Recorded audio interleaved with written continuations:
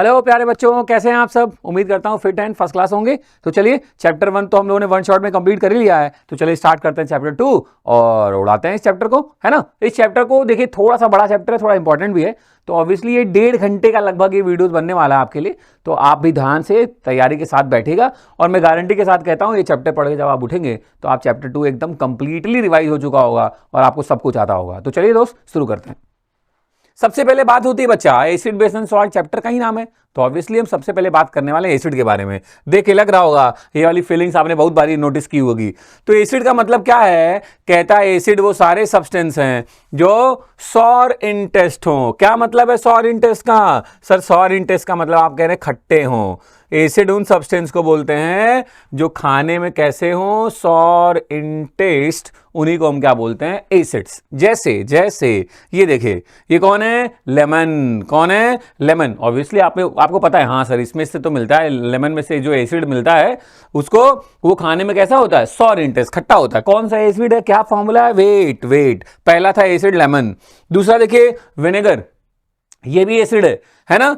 Chowmein वाले भैया रखे रहते हैं, ये क्या है, टैमरिंड, इमली। इसमें से इसको भी खाओ तो खट्टा लगता है, मतलब यहां भी कोई ना कोई एसिड प्रेजेंट है, ठीक है। ये क्या है, टोमेटो, इसको भी खाओ तो कैसा लगता है, खट्टा लगता है, सॉर इन टेस्ट लगता है, मतलब यहां भी कोई ना कोई एसिड प्रेजेंट है। तो कौन कौन से, लेमन में दोस्त प्रेजेंट है, सिट्रिक एसिड, उसका फॉर्मूला ये है। फॉर्मूला बस मैंने आपके इन्फॉर्मेशन के लिए अपडेट रखा है, आप ना भी याद करो तो चलेगा, मतलब फॉर्मूला आपसे पूछा नहीं जाएगा, है ना। चूंकि अभी आप वन शॉट बोर्ड ओरिएंटेड आप देख रहे हो वीडियो, ये क्लास ये अटेंड कर रहे हो, तो दैट मीन्स आपको फॉर्मूला ना भी पता हो तो कोई बात नहीं, बस आपको एसिड का नाम पता होना चाहिए।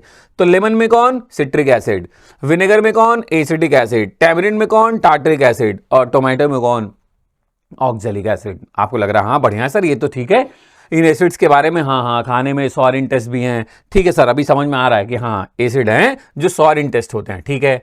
वैसे ही अगली कहानी कहती है बेसिस के बारे में। क्या है सर, तो आपने नोटिस किया होगा, अच्छा कुछ यहाँ पे जो आपको दिख रहे होंगे बहुत सारा आपने पहचान भी लिया होगा, कि आपको लग रहा होगा सर करेला लिखा है ना, बिटर गार्ड का आपको फोटो दिख रहा होगा, आपको लग रहा होगा सर ये मेथी मेथी रखी हुई है ना। ये सब बेसिक है। कैसे पता, तो कहते हैं जैसे एसिड के लिए सॉर इन टेस्ट था प्यारे बच्चों, वैसे बेस का मतलब होता है जो कैसे हो, बिटर इन टेस्ट, खाने में टेस्ट में कैसे हो, बिटर टेस्ट के हो, तो उन सब्सटेंस को हम कैटेगराइज करते हैं एज अ बेस। जैसे एग्जांपल लीजिए, ये देखिए सबसे पहले कौन है, घैरकिन। फिर कौन आता है, ये है आपका बिटर गार्ड, करेला के बारे में बात हो रही है।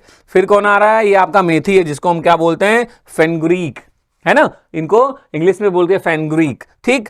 ये सब क्या है, ये सब कुछ ऐसे सब्सटेंस हैं जो बिटर इन टेस्ट हैं, और ऐसे सब्सटेंस प्यारे बच्चों जो बिटर इन टेस्ट हों उन्हीं को हम क्या बोल देते हैं, बेसिस। क्या बोल देते हैं, बेसिस। ध्यान से सुनिएगा, मेरी बात समझिएगा, ठीक है। अब बात आती है कि ठीक है सर ये तो आपने टेस्ट के बेसिस पे बोला कि एसिड मतलब सॉर इन टेस्ट, बेस मतलब बिटर इन टेस्ट, लेकिन सर कुछ तो कॉन्सेप्ट होगा ना, कुछ तो डिफिनीशन होगी, केमिकल डिफिनीशन एसिड और बेस के बारे में। तो प्यारे बच्चों एसिड और बेस के बारे में कुछ कॉन्सेप्ट्स दिए गए थे। आर्हेनियस भैया ने अपना कॉन्सेप्ट दिया, उसको बोलते हैं आर्हेनियस का कॉन्सेप्ट। ब्रॉन्स्टेड अंकल ने अपना कॉन्सेप्ट दिया, उसको बोलते हैं ब्रॉन्स्टेड का कॉन्सेप्ट। लुईस अंकल ने अपनी बातें की, उसको बोलते हैं लुईस एसिड बेस कॉन्सेप्ट। आपको दो भाई लोगों का कॉन्ट्रीब्यूशन पढ़ना है, आर्हेनियस का कॉन्सेप्ट और ब्रॉन्स्टेड का। तो चलो शुरू करते हैं। कहता है एसिड का मतलब क्या है, ऐसे सब्सटेंस जिन्हें अगर मैं डिसॉल्व कर दूं वाटर में तो भैया जी हमें क्या दें, H+ आयन दे दें। भैया जी हमें क्या दे दें, H+ आयन दे दें, उन्हीं को बोलते हैं एसिड।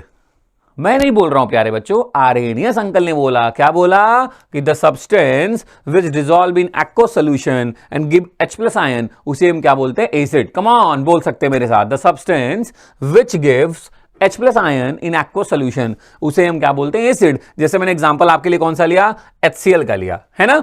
देखिए ध्यान से क्या कहता है, वैसे H2SO4 को मैं ब्रेक डाउन करूंगा तो किसमें टूटेगा सर, 2 H+ में और एक SO4-2, इसको बोलते हैं सल्फेट आयन, इसको बोलते हैं हाइड्रोजन आयन। भाई ने भी हाइड्रोजन आयन दिया, मतलब अपना भाई भी क्या है, एसिड। तो कॉन्सेप्ट निकल के क्या आया, कॉन्सेप्ट निकल के क्या आया प्यारे बच्चों, ये आपको दिख रहा होगा, 2H था तो 2H हमने लिख दिया, है ना। ये आप समझदार हैं, वन शॉट में बैठे हैं, मतलब आपको पता है चैप्टर क्या है, बस आज आप बैठे इसलिए हैं कि थोड़ा साफ हैं, चमक जाए, मतलब बढ़िया चैप्टर आपको मजेदार और समझ में आ जाए। तो कॉन्सेप्ट क्या कहता है प्यारे बच्चों, मेरी बात ध्यान से सुनना कि the substance when dissolve in water give H+ ion, इन्हीं को क्या बोलते हैं, एसिड। ये मन ने ना बोले हैं बाबू, ये आर्हेनियस ने बोला है, याद रखिएगा ये आर्हेनियस का कॉन्सेप्ट है। सेम उन्होंने बेस के लिए भी बोला, उन्होंने बोला बेस वो सब्सटेंस है जिन्हें एक्वस सोल्यूशन में डिसॉल्व किया जाए, तो भैया जी कौन सा आयन दें, OH- आयन, हाइड्रोक्साइड आयन, या इसी को हम बोल सकते हैं प्यारे बच्चों हाइड्रोक्सिल आयन। फटाफट समझा करिए, हाइड्रोक्साइड आयन या इसी को हम क्या बोल सकते हैं, हाइड्रोक्साइड आयन। तो जैसे KOH नाम फोकस करेगा, मैग्नीशियम हाइड्रोक्साइड है, KOH क्या है, पोटेशियम हाइड्रोक्साइड है या कास्टिक पोटैश। बहुत सारे बच्चे इसमें नाम में कंफ्यूज जाते हैं, वो कास्टिक पोटैश है, उसको हमने डिसॉल्व किया एक्वस सॉल्यूशन में, भाई भी अपना टूट गया। कौन सा आयन दिया, OH- आयन दिया, बस ये कहलाए बेस। कौन बोला, आर्हेनियस। ये कॉन्सेप्ट क्या कहलाता है, आर्हेनियस का कॉन्सेप्ट कहलाता है कि ऐसे सब्सटेंस जो वाटर में डिसॉल्व होने पे H+ दें वो है एसिड, और ऐसे सब्सटेंस जो वाटर में डिसॉल्व होने पे OH- दें प्यारे बच्चों, उनको हम क्या बोलते हैं, बेस। और इस कॉन्सेप्ट का नाम क्या है, आर्हेनियस कॉन्सेप्ट। चलो पहला तो निपट गया। अब आए ब्रॉन्स्टेड अंकल, लेकिन क्यों आए उसके पहले छोटा सा कॉम्बिनेशन चेक कर लीजिए। एक्चुअली NH3 को आप ध्यान से देखो, आपको क्या लग रहा है देख के कि अरे सर इसमें तो H है, मतलब ये एसिड लग रहा है आर्हेनियस के हिसाब से, लेकिन नहीं, अमोनिया को जब वाटर में डिसॉल्व करते हैं तो ये भाई साहब OH- आयन नहीं देते। अमोनिया को वाटर में आप डिसॉल्व करोगे तो टूटेगा अपने आयंस में, देखो कहीं से लग रहा है कि OH- मिलने की उम्मीद है, नहीं। तो लेकिन अमोनिया है क्या, बेस। तो आर्हेनियस भैया ये प्रूव नहीं कर पाए कि वाई अमोनिया इज बेसिक, या जो भी नॉन मेटल के ऑक्साइड्स हैं वो एसिडिक क्यों हैं, क्योंकि उनके पास तो H नहीं है ना। जो मेटल के ऑक्साइड्स हैं वो बेसिक क्यों हैं, उनके पास तो OH नहीं है। तो ये प्रूव नहीं कर पाए आर्हेनियस वाले भैया, इसलिए दूसरा कॉन्सेप्ट हम वो पढ़ना पड़ेगा जिसको हम क्या बोलते हैं, ब्रॉन्स्टेड का कॉन्सेप्ट। अब फंडा समझिए, इनके हिसाब से एसिड वो सब्सटेंस हैं जिन्हें जब हम एक्वस सॉल्यूशन में डिसॉल्व करते हैं तो वो H+ आयन डोनेट करते हैं।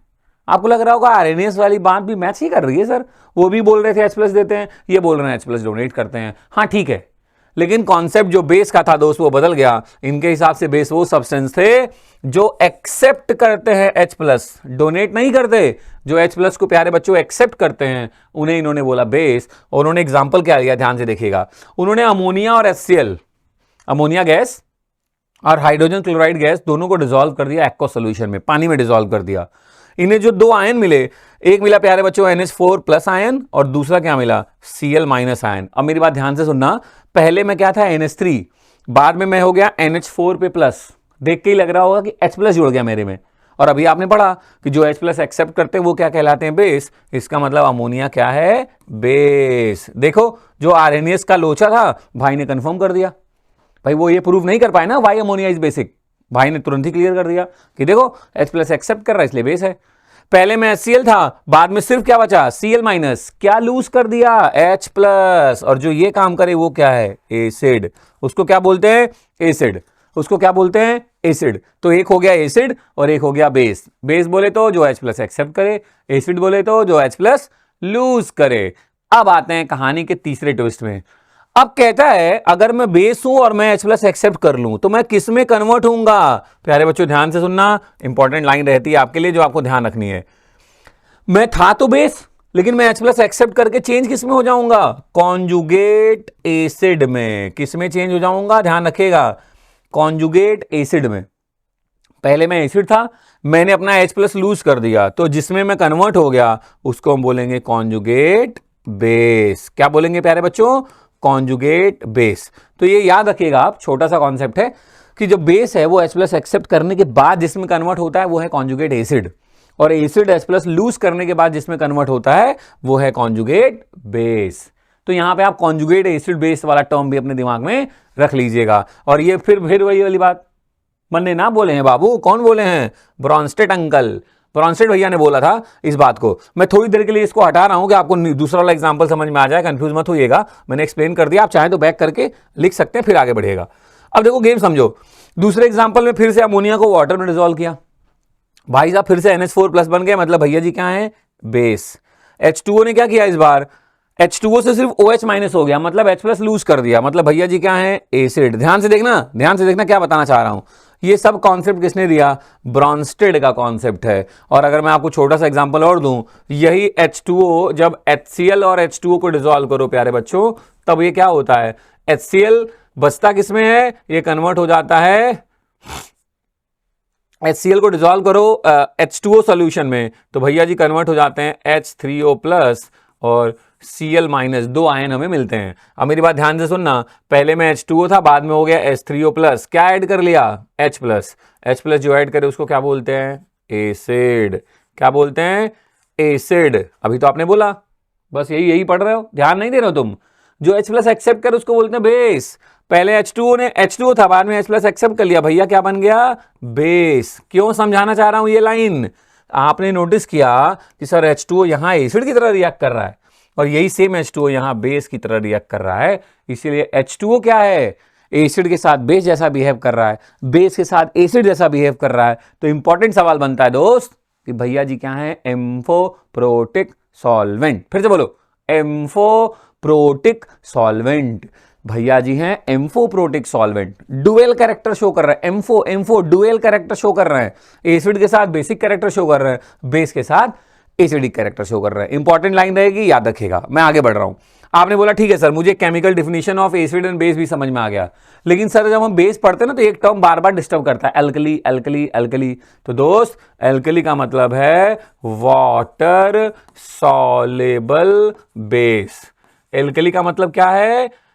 Water soluble base. ऐसे बेस है जो पानी में डिसॉल्व हो जाएं, उनको बोलते हैं एल्कली, वाटर सॉल्युबल बेसेस। उन्हीं को हम क्या बोलते हैं प्यारे बच्चों? एल्कली। चलो जो ध्यान से देखना, कुछ आपके सामने एग्जांपल ले आऊंगा जहां से आपकी थोड़ी सी अंडरस्टैंडिंग बढ़िया होने वाली है। समझिए, ध्यान से समझिएगा मेरी बात।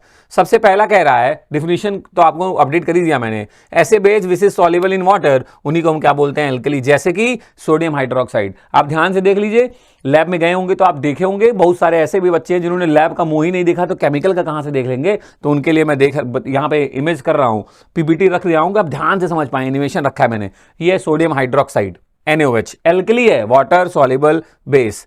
अगला देखिए, ये है कैल्शियम हाइड्रोक्साइड, ये भी वाटर सॉल्युबल बेस है, इसको भी हम क्या बोलते हैं? एल्कली। ठीक है। अगला देखिए, पोटेशियम हाइड्रोक्साइड, ये है, ये क्या है? Potassium hydroxide. फिर अगला देखिए, क्रॉस चेक करिए, ये है अमोनियम हाइड्रोक्साइड। थोड़ा सा उल्टा हो गया है, कैल्शियम हाइड्रोक्साइड के इमेज में आपको अमोनियम हाइड्रोक्साइड दिख गया होगा, है ना? और ये है आपका कैल्शियम हाइड्रोक्साइड, है ना? ये है आपका कैल्शियम हाइड्रोक्साइड, ध्यान रखिएगा, एक बार क्रॉस चेक कर लीजिएगा। ठीक है, आगे वाले पे आते हैं, और ये है आपका मैग्नीशियम हाइड्रोक्साइड, MgOH का ट्वाइस। ठीक, तो ये कुछ एल्कलीज हैं। अंतर समझिए, ऐसे बेस जो पानी में डिसॉल्व हो जाए उनको बोल देते हैं एल्कली, और जो पानी में डिसॉल्व ना हो वो बेस का बेस ही रहेंगे। मतलब एक स्टेटमेंट आ गया, उसको एक्सप्लेन करने के लिए पूछता है बोर्ड एग्जाम्स में, all the alkalies are bases but not all the bases are alkali. तो सिंपल एक्सप्लेन कर देना आप कि the alkali, the bases which are soluble in water, only those bases are called as alkali and all the bases are not soluble in water, that's why they are remaining only bases and the base which are soluble in water, हम उनको बोल देते हैं alkali. ठीक है, चलेगा, simple सी बात है, ध्यान रखिएगा। आपको लग रहा होगा सर आप मतलब तेज थोड़ा सा चल रहा है, आपके पास ऑप्शन है बढ़ाने घटाने का। मैं चाह रहा हूं मैं ऐसा कोई वन शॉट आपके सामने ना रखूं जिसमें दिखा हो 4 घंटा, कि तुम्हारा मूड खराब हो जाए, अरे 4 घंटा तो हम ही पढ़ लेंगे। मैं पूरी कोशिश करूंगा वन शॉट 1.5 घंटे से पहले निपट जाए, कि तुम एक बार बैठो, तबाही मचा के उड़ जाओ, खिल्लो भाई, एसिड बेस एंड सॉल्ट खत्म। ठीक, तो ये था बच्चा एल्कली का कॉन्सेप्ट। उम्मीद करता हूं आपको एग्जांपल्स भी याद हो गए होंगे और आपको थोड़ा सा विजुअलाइज हुआ होगा, तो आप समझ में आ रहा होगा अच्छा कि ये मैग्नीशियम हाइड्रोक्साइड है, ये कैल्शियम है, ये सोडियम है, ये पोटेशियम है ना? तो आपका थोड़ा सा अंडरस्टैंडिंग बढ़िया बना होगा। और पीछे बैकग्राउंड में जो एग्जाम्पल्स आपको दिख रहे थे ना, कुछ फोटोज, वो सब में एल्कलीज ही हैं, वो सब बेसिक इन नेचर है ना? ग्लास साफ करने वाला कोलिन, टॉयलेट साफ करने वाला टॉयलेट क्लीनर, आपको दिख रहा होगा। कुछ और भी थे, वॉशिंग पाउडर टाइप के थे, फर्श साफ करने वाले या पोछा लगाने वाला, आपने घर में भी यूज किया होगा। उन सब में क्या है? बेसिस, और ऐसे बेसिस जो वाटर में सॉल्युबल हैं, इसलिए मैं उनको क्या बोल रहा हूं? एल्कलीज। ठीक, अब बात करते हैं एसिड और बेस के क्लासिफिकेशन के बारे में। ठीक है कि ठीक है सर, हमने एसिड समझ लिया, बेस समझ लिया, टेस्ट के बेसिस समझ लिया, कॉन्सेप्ट समझ लिया आपने कि आर्हेनियस और ब्रॉन्स्टेड का कॉन्सेप्ट क्या है, साथ में एल्कली निपटा ली। अब बात करेंगे क्लासिफिकेशन की, है ना? कि एसिड को आपने सुना होगा, कुछ एसिड्स को बोलते हैं डाइल्यूट, कॉन्सेंट्रेट, कुछ एसिड्स को बोलते हैं स्ट्रॉन्ग एसिड, वीक एसिड, कुछ को बोलते हैं नेचुरल और मिनरल एसिड, कुछ को बोलते हैं डाई बेसिक और मतलब बोलते हैं ना बेसिसिटी के बेसिस पे monobasic acid, dibasic acid. तो ये कॉन्सेप्ट्स क्या है, कुछ को ऑक्सी एसिड, ये सब तो मैं आपको कुछ अपडेट कर रहा हूं, मेरी बात ध्यान से सुनेगा। क्लासिफिकेशन ऑफ एसिड जो है प्यारे बच्चों, वो हम समझेंगे सबसे पहला किसके बेसिस पे, अकरेंस के बेसिस पे। तो अकरेंस के बेसिस पे एसिड्स को क्लासिफाई करते हैं टू पार्ट्स में। एक को बोलते हैं नेचुरल, मतलब जो नेचुरली ऑब्टेन्ड हो रहे हो, और नेचुरली इस पूरे अर्थ पे, इस पूरे यूनिवर्स में दो ही चीजें हैं दोस्त, हमारा मतलब एनिमल, और दूसरा है प्लांट। तो वो सारे एसिड्स नेचुरल एसिड्स कहलाएंगे जो किनसे मिलते हैं, प्लांट एंड एनिमल से मिलते हैं। उन सारे को हम क्या बोलेंगे, उन सभी एसिड्स को क्या बोलेंगे, नेचुरल एसिड्स। और मिनरल एसिड्स का मतलब है जो ऑब्वियसली नाम से ही लग रहा है, जो मिनरल से मिले, मतलब they are man made, they obtain from the mineral of the earth. Earth में जो मिनरल्स होते हैं उनसे मिलते हैं, दे आर मैन मेड। तो हम अच्छा काम तो करेंगे नहीं, हमको तो यही है कि पड़ोसी कैसा नुकसान पहुंचा दिया जाए। मजाक कर रहा हूं, सीरियस मत लेना, तुम अच्छा काम करने के लिए बने हो।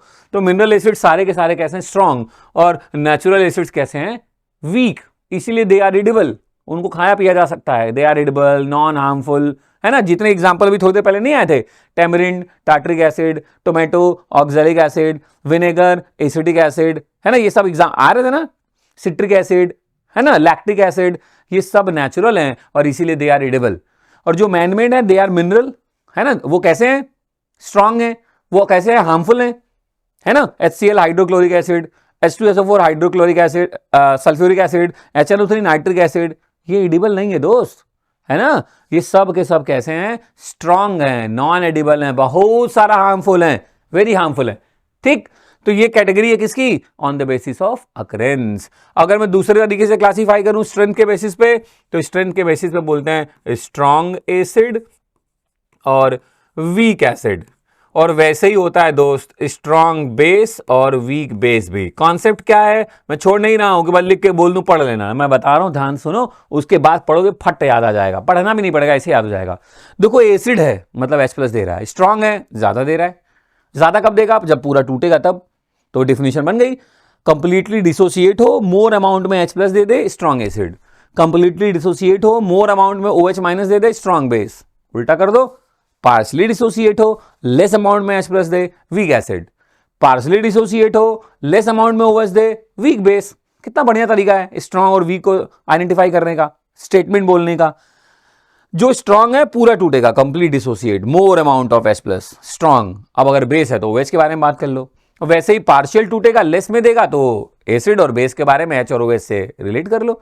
तो ये स्ट्रॉन्ग और वीक वाली कहानी।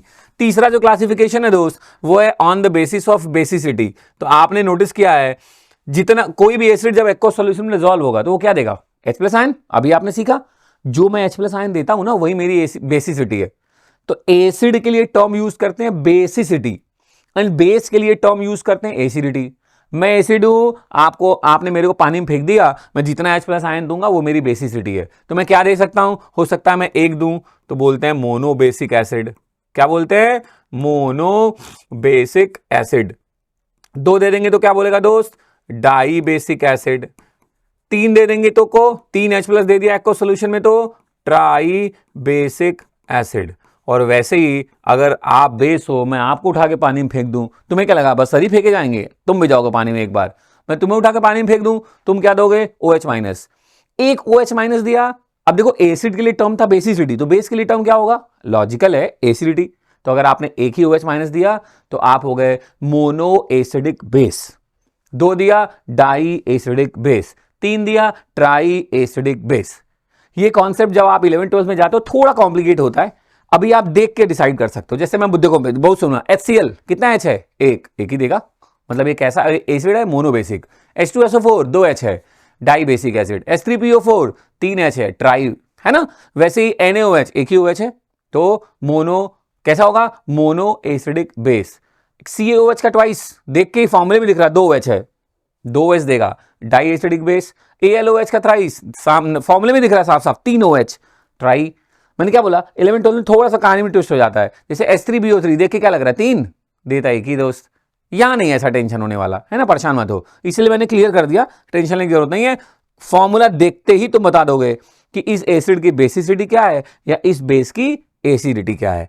अगला जो क्लासिफिकेशन है प्यारे बच्चों वो है on the basis of concentration. कहता है आपको कोई एसिड हो या बेस वो H+ या OH- कब देगा, पानी में डिजोल्व करने पे।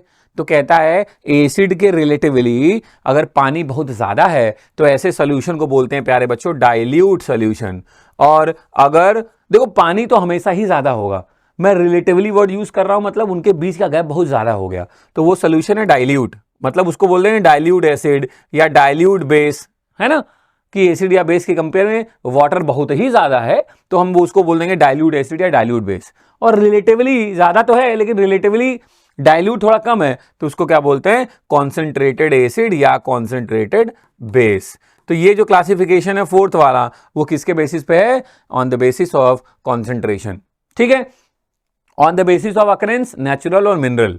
नेचुरल एसिड्स की लिस्ट अपडेट कर लीजिएगा, आपसे एग्जाम में भी पूछता है, एमसीक्यू के लिए भी इंपॉर्टेंट है। क्या टेमेरिन से कौन सा एसिड, टार्टरिक एसिड। लेमन से कौन सा acid, citric acid. Red ant लाल वाली चींटियों से कौन सा एसिड, फॉर्मिक एसिड। बटर से कौन सा एसिड, रैंसिड बटर, खराब वाला बटर से कौन सा एसिड, ब्यूटायरिक एसिड, है ना। एप्पल से कौन सा एसिड, मैलिक एसिड। पकड़िए सारे एसिड आपने दिमाग में रखिए। टोमेटो से कौन सा एसिड, ऑक्जेलिक एसिड। विनेगर से कौन सा एसिड, एसिडिक एसिड। तो उसकी लिस्ट अपने दिमाग में रखिएगा, वो इंपॉर्टेंट है 1 मार्क्स के क्वेश्चन के लिए, मतलब एमसीक्यू में भी मिलेगा, पूरे चांसेस हैं। और एसर्शन रीजन में भी रिलेट कर सकता है कि बता दे कि इस वाले से ये वाला एसिड मिलता है और ये सॉलिड टेस्ट होता है तो कंफर्म करना होगा दोनों सही हैं कि गलत हैं। तो भाई ऑब्वियसली अगर आपको यही नहीं पता होगी सोर्स कौन सा है, किस किस नेचुरल सब्सटेंस से एसिड मिल रहा है, तो आपसे वो भी क्वेश्चन गलत हो जाएंगे। तो वहां वो इंपॉर्टेंट है, ध्यान रखिएगा। स्ट्रॉन्ग और वीक वाले में एग्जाम्पल फोकस करिएगा।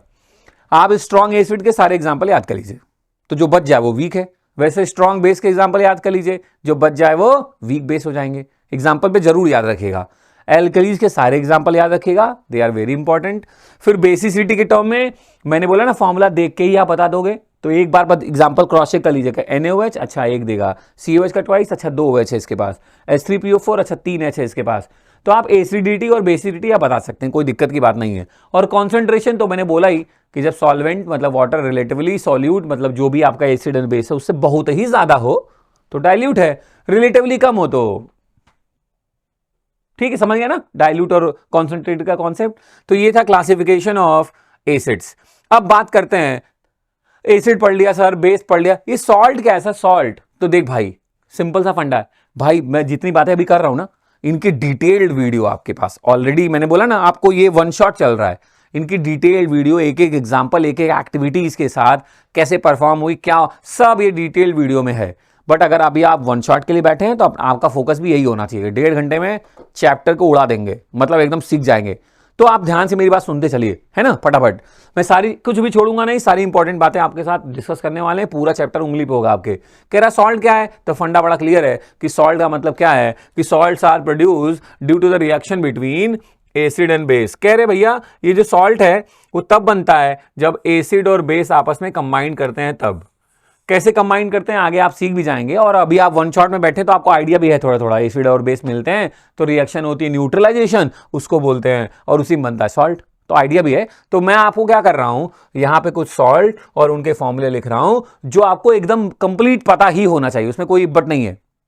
वो सॉल्ट आप अपडेट रखेंगे तो आपकी केमिस्ट्री बहुत भोकालिया हो जाएगी, मतलब आपको प्रॉब्लम नहीं आएगी, लगेगा कि अरे सिंपल है।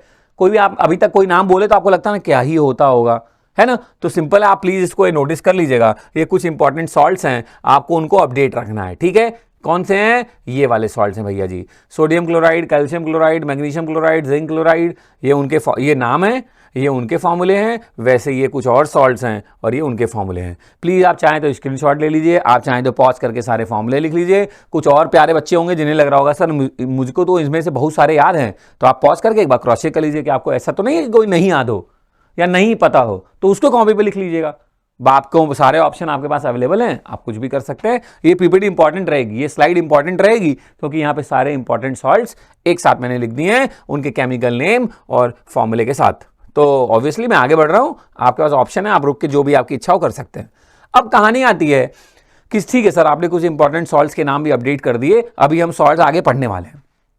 अब कह रहा है इतनी बातें हमने पढ़ ली, अब फिजिकल प्रॉपर्टीज ऑफ एसिड और बेस हमें बात करनी एक साथ। तो अगर मैं एसिड का बोलूं तो मतलब उसका उल्टा कर देना बेस हो जाएगा। एसिड के बारे में पढ़ेंगे, उसका उल्टा अपोजिट कर देना, समझदारी की बात है, आप समझ लेना, आपके लिए बेस के बारे में पता चल गया। और कौन सी फिजिकल प्रॉपर्टी जो अभी तक हम लोग चिल्ला रहे थे ना, इतनी देर से पढ़े हैं, उन्हीं सबको एक साथ असेंबल करेंगे, वो सारी फिजिकल प्रॉपर्टीज हो जाएंगी। ठीक है, अच्छा उसके पहले एक छोटा सा आइडिया दे देता हूं। आपने पढ़ा था इंडिकेटर, जब आप मेन डिटेल वीडियो में होंगे, आपने क्लास में पढ़ा होगा, तो आपने पढ़ा होगा एक टर्म इंडिकेटर। इंडिकेटर मतलब ऐसे सब्सटेंस जो हमें ये इंडिकेट करें, ये इंफॉर्म करें कि आपके पास जो सोल्यूशन रखा है वो एसिडिक है कि बेसिक है। ध्यान रखिएगा, indicator are the organic substance which inform about the solution whether it is acidic और बेसिक। तो आपने पढ़े होंगे इंडिकेटर के बारे में, मैं थोड़ा हिंट कर रहा हूं क्योंकि फिजिकल प्रॉपर्टीज में मुझे बताना है इस वजह से। वैसे आगे इंडिकेटर आने वाला है, तो अगर मैं यहां कुछ ऐसा वर्ड आए कि आपको लगे अरे ये कैसे होता होगा, तो आप आगे मिलने वाला है। तो चलिए फटाफट देखते हैं फिजिकल प्रॉपर्टीज। कहता है कि सर जो भी एसिड्स होते हैं वो कैसे होते हैं, सॉलिन टेस्ट होते हैं। दूसरा, वो ब्लू लिटमस को रेड कर देते हैं।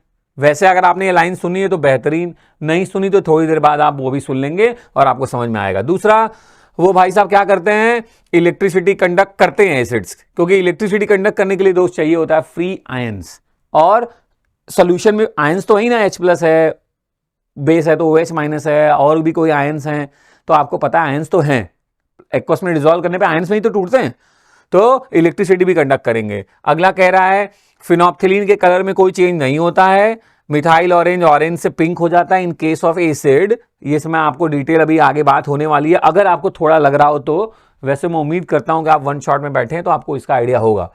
फिर अगला कह रहा है भैया जी एक्वस सोल्यूशन डिसॉल्व होने पे H+ देते हैं, है ना, और ब्रॉन्स्टेड के अकॉर्डिंग भैया जी H+ डोनेट करते हैं अकॉर्डिंग टू ब्रॉन्स्टेड, ये पढ़ा हुआ है हमने अभी रिसेंटली। कहता है जितने भी एसिड्स हैं उनकी जो पीएच की रेंज होती है वो 0 से लेकर 6.9 होती है।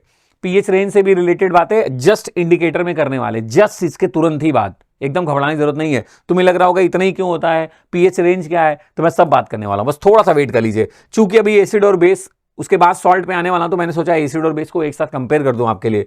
पीएच रेंज क्या होता है, 0 से लेकर 6.9 तक, और एसिड क्या है, बेस के दुश्मन है, तो एसिड बेस को न्यूट्रलाइज करता है, बेस एसिड को करता है। आपको एसिडिटी होती है तो आप क्या लेते हो, इनो। इनो के अंदर क्या है, मैग्नीशियम हाइड्रोक्साइड, वो क्या है, एल्कली। तो एसिड को न्यूट्रलाइज कर ले कौन आया, इनो, बेस। तो वैसे एसिड बेस को न्यूट्रलाइज करता है और बेस एसिड को न्यूट्रलाइज करता है ना। बी स्टिंग, मधुमक्खी ऐसे काट लिया तो उस पर ले जाके क्या रगड़ते हैं, NaSCO3।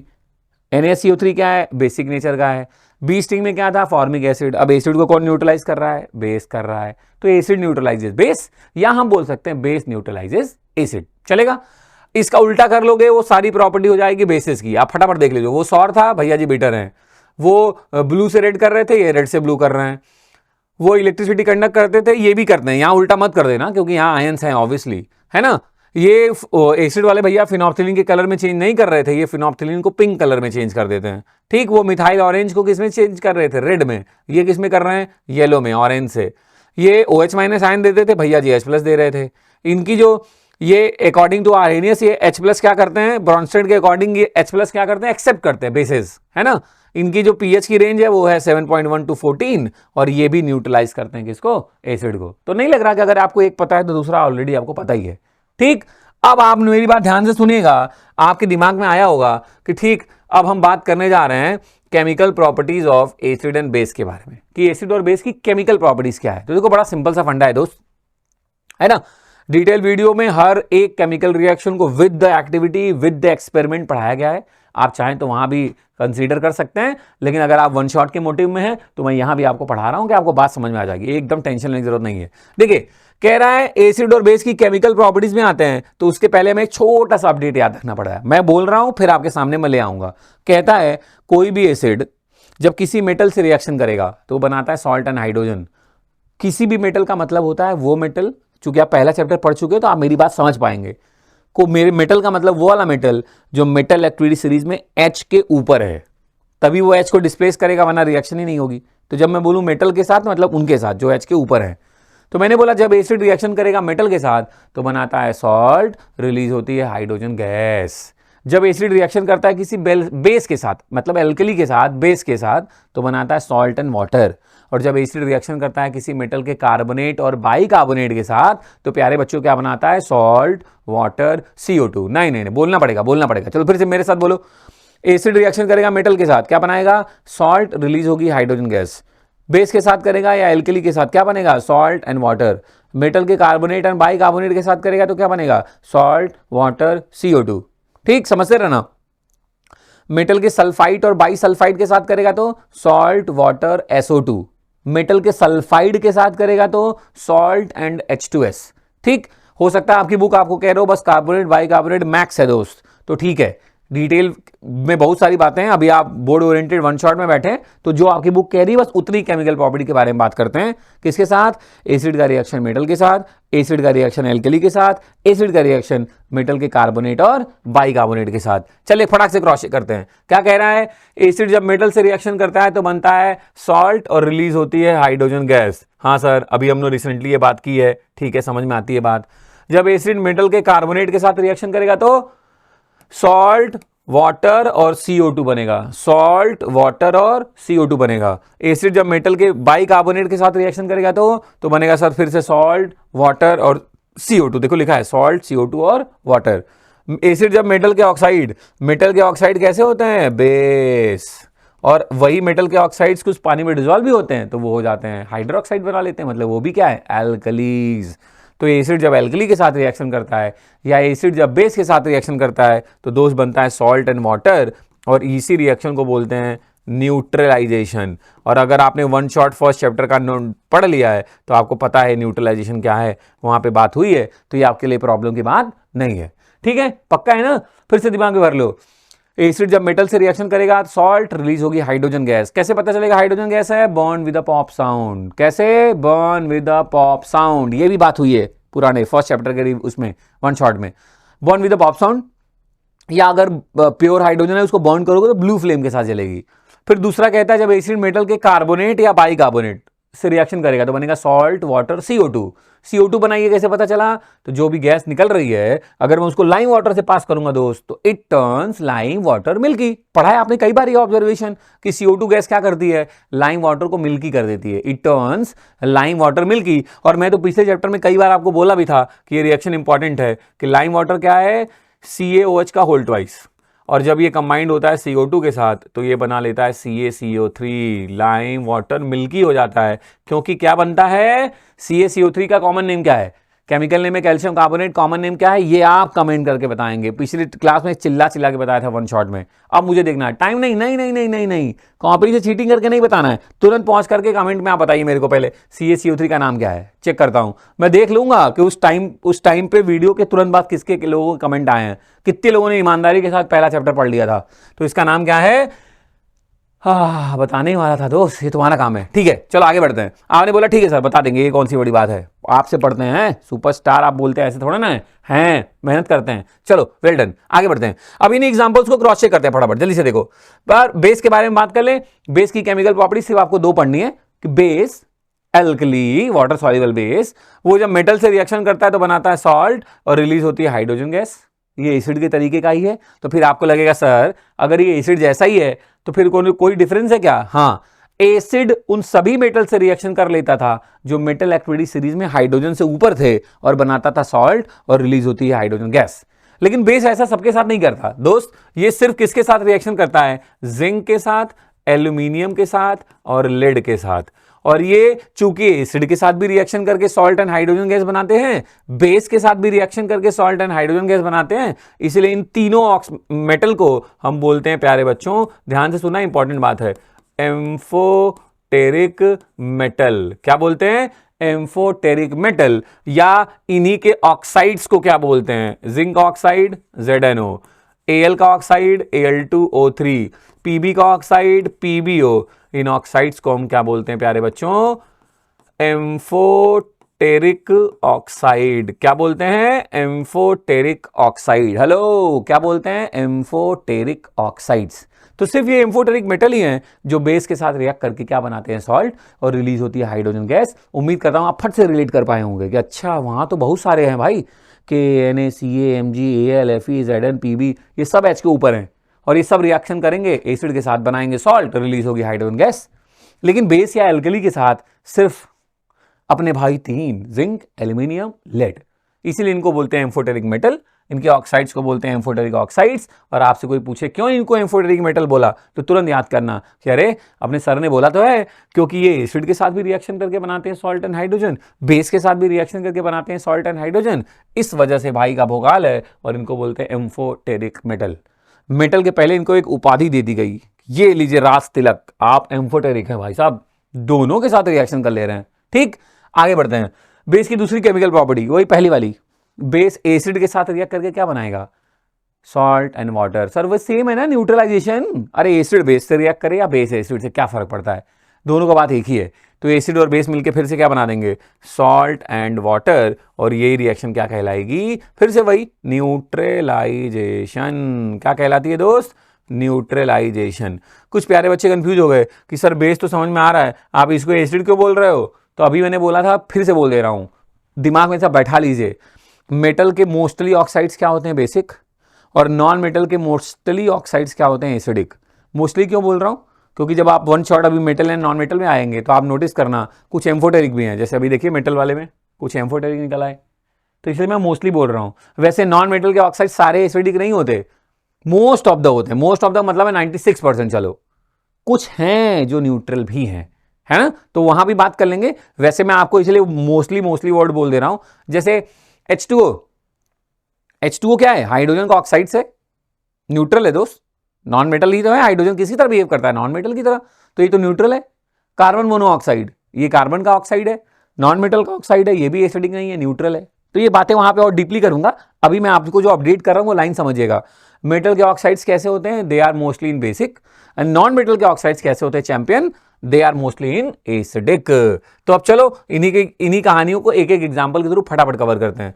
कहता है कि जब एसिड मेटल से रिएक्शन करेगा तो बनेगा सॉल्ट एंड हाइड्रोजन गैस। दो एग्जांपल आपके सामने हैं कि जिंक ने रिएक्शन किया सल्फ्यूरिक एसिड के साथ, बन गया जिंक सल्फेट, रिलीज हो गई हाइड्रोजन गैस। सोडियम NaOH ने रिएक्शन किया Zn के साथ, बेस वाला, देखिए NaOH एल्कली रिएक्शन किया जिंक के साथ, कौन सी गैस निकल गई, हाइड्रोजन, कौन सा सॉल्ट बना, सर यही तो नहीं याद होता है सर, तो मैं रिलेट करता हूं, ध्यान सुनो। देखो भाई बड़ा सिंपल सा फंडा है, देखो सॉल्ट का मतलब सुन लो, सॉल्ट का मतलब होता है एसिड के केस में, सॉल्ट का मतलब है जो भी तुम्हारे रिएक्शन में मेटल है वो एसिड के निगेटिव हिस्से से, एसिड का पॉजिटिव हिस्सा क्या होता है H+, उसके जब बाद जो बच गया वो नेगेटिव है, उसके साथ मिलकर सॉल्ट बनाएगी। H2SO4 में नेगेटिव हिस्सा क्या होगा, सर H तो प्लस है ना, H को छोड़ के तो SO4, तो ZnSO4 के साथ मिलेगा, बना लेगा जिंक सल्फेट सॉल्ट, और रिलीज हो गई हाइड्रोजन गैस, है ना। वैसे ही जब एल्कलीज रिएक्शन करता है मेटल के साथ, जिंक के साथ, अब देखो गेम समझना क्या हुआ, H तो यहां से गायब कर दो तुम कि सर H तो निकल जाएगा ना हाइड्रोजन गैस, वो तो आपने बता ही दिया, तो बचा क्या, Na बचा, O बचा, Zn, तीन लोग मिल के एक सॉल्ट बनाते हैं। तो मैं आपको बोल दूं 3-4 बार, आप भी बोले ना, अपने जहन में इस लाइन को बैठा लो, तो क्या बनता है, कौन सा सॉल्ट बनता है, सोडियम जिंकेट। इस भैया जी का नाम क्या है, सोडियम जिंकेट। ये कैसे बने हैं, दो आयन से, सोडियम से और जिंकेट से। जिंकेट होता है ZnO2 पे -2, और सोडियम तो सोडियम लिखा गया, जिंकेट लिखा गया, क्रॉस मल्टीप्लाई किया गया, बन गया सोडियम जिंकेट। और वही मान लो यहां इसकी जगह लिखा होता Pb, तब तो बनता सोडियम प्लम्बेट। इसकी जगह लिखा होता Al, तब क्या बनता, सोडियम एल्यूमिनेट। और तीन ही के साथ तो बेस रिएक्शन करेगा। मैं तीनों का एग्जांपल दे देता हूं। Na2ZnO2 क्या है, सोडियम जिंकेट। Na2PbO2 क्या है दोस्त, सोडियम प्लम्बेट, रिलेट करिएगा।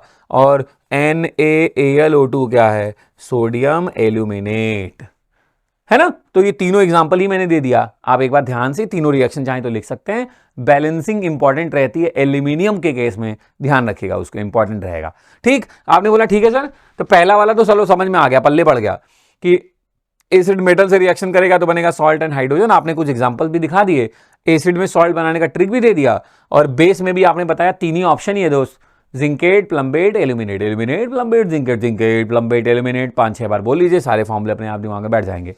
ठीक, ये था किसका रिएक्शन, ये एग्जांपल देखिए आपके उसमें था, ये पता आपको, ये सारा एक्सपेरिमेंट डिटेल में से बबल्स निकलते हुए, आग लगाते हुए, सारा ऑब्जर्वेशन सब डिटेल वीडियो में प्रॉपर तरीके से किया गया है।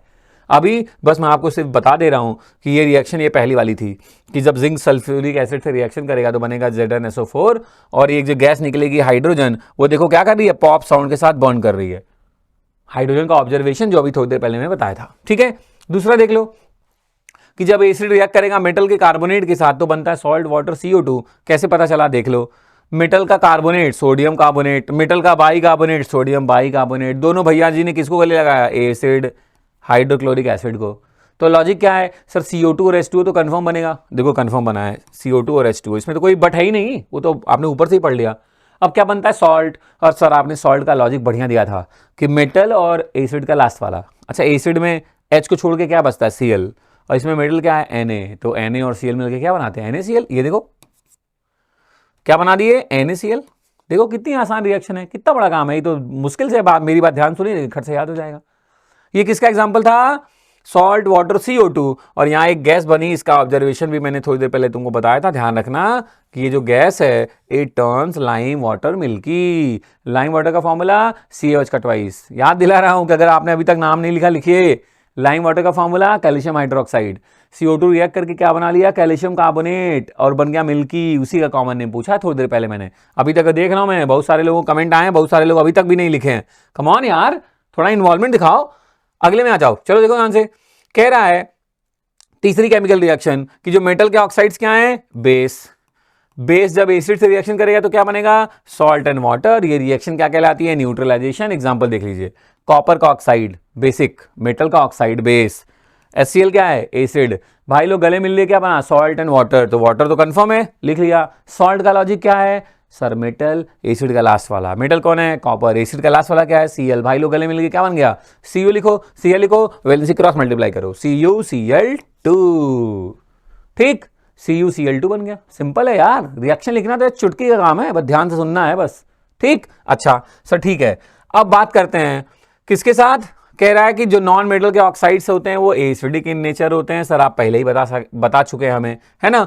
और बेसिस जो हैं वो जब रिएक्शन करते हैं नॉन मेटल के ऑक्साइड मतलब एसिड के साथ, भाई नॉन मेटल के ऑक्साइड एसिडिक है, एसिड और बेस फिर रिएक्शन करेगा तो क्या बन जाएगा, सॉल्ट एंड वाटर। ये देखो calcium hydroxide slaked lime reaction किया किसके साथ, CO2 मतलब कार्बन मोनोऑक्साइड, नॉन मेटल का ऑक्साइड मतलब एसिड, एसिड और बेस मिले तो क्या बन गया, salt and water. Sir salt कैसे बना, तो भाई मेटल और एसिड का लास्ट वाला। अब एसिड के लास्ट वाले में H छोड़ना होता है तो H तो वैसे भी नहीं है, तो इसका मतलब सबको उठाना पड़ेगा और बन गया कैल्शियम कार्बोनेट। यही है मिल्की, और इसी का मैं कब से आपसे कॉमन नेम पूछ रहा हूं प्यारे बच्चों, अपडेट प्लीज। आगे बढ़ रहा हूं, ध्यान से सुनिए। अब मैं आ गया, अच्छा इसको देख के क्या याद आ रहा है, अरे सर ये तो वही है रेड लाइट सिग्नल वाला है जो हमें वो बताता है कि अब भाई आगे बढ़ने का, अब आराम करने का, अब वेट करने का, है ना। इंफॉर्मेशन इंडिकेटर बोला था ना, इंडिकेटर आगे लेके आ रहा हूं आपके लिए, अगर कुछ टर्म्स मिसिंग होगा तो आप समझ जाएंगे। तो भैया जी ये हमने आपको अपडेट किया इंडिकेटर के बारे में। इंडिकेटर मतलब क्या, इंडिकेटर मतलब क्या कि ईच ऐसे सब्सटेंस, ये तो आप समझ ही रहे होंगे इसका मतलब क्या है, वो यहां मैंने लिख दिया आपको समझने के लिए। मेन कहानी क्या कहती है कि इंडिकेटर का मतलब होता है ऐसे सब्सटेंस, ऐसे ऑर्गेनिक सब्सटेंस जो हमें इन्फॉर्म करें कि आपके पास जो सोल्यूशन है वो एसिडिक है कि बेसिक है। ध्यान रखना सोल्यूशन है मतलब वाटर में मिक्स हो पहले तो, और वो एसिडिक और बेसिक ही बताते हैं, सॉल्ट नहीं बताते, न्यूट्रल नहीं बताते, ध्यान रखिएगा, एसिडिक और बेसिक।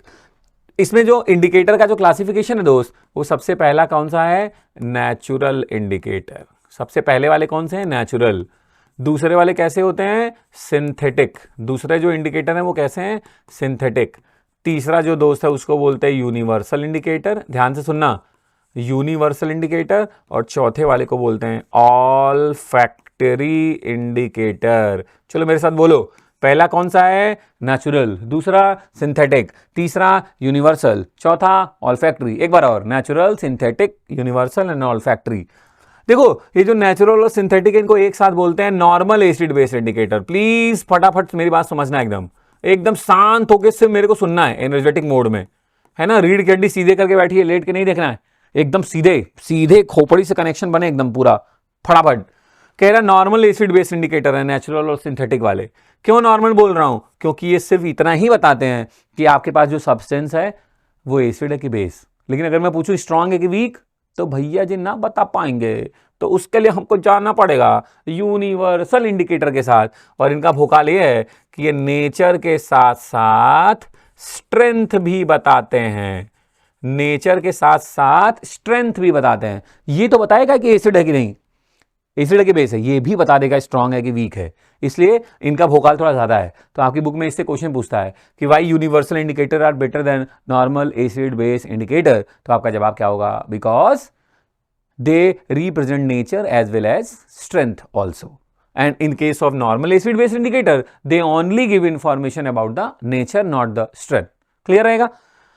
फोर्थ क्या है, ऑल्फैक्टरी कह रहे हैं स्मेल के बेसिस पे भी बता सकते हैं। ऑल्फैक्टरी एक नर्व है, नर्व सेंस में नर्व है, नर्वस सिस्टम उसी से रिलेट है, तो इसलिए इसका नाम भी रख दिया गया ऑल्फैक्टरी। अब ध्यान से सुनिए, नेचुरल के एग्जांपल जो कॉमन एग्जांपल है वो क्या है, लिटमस, वैसे टर्मरिक भी होता है ना, वेनिला एक्सट्रैक्ट भी यूज कर सकते थे, मतलब बहुत सारे हैं, मैं आपको कुछ अपडेट कर रहा हूं, फटाफट देखिएगा। सबसे पहले मैं बात कर रहा हूं किसके बारे में, लिटमस पेपर के बारे में।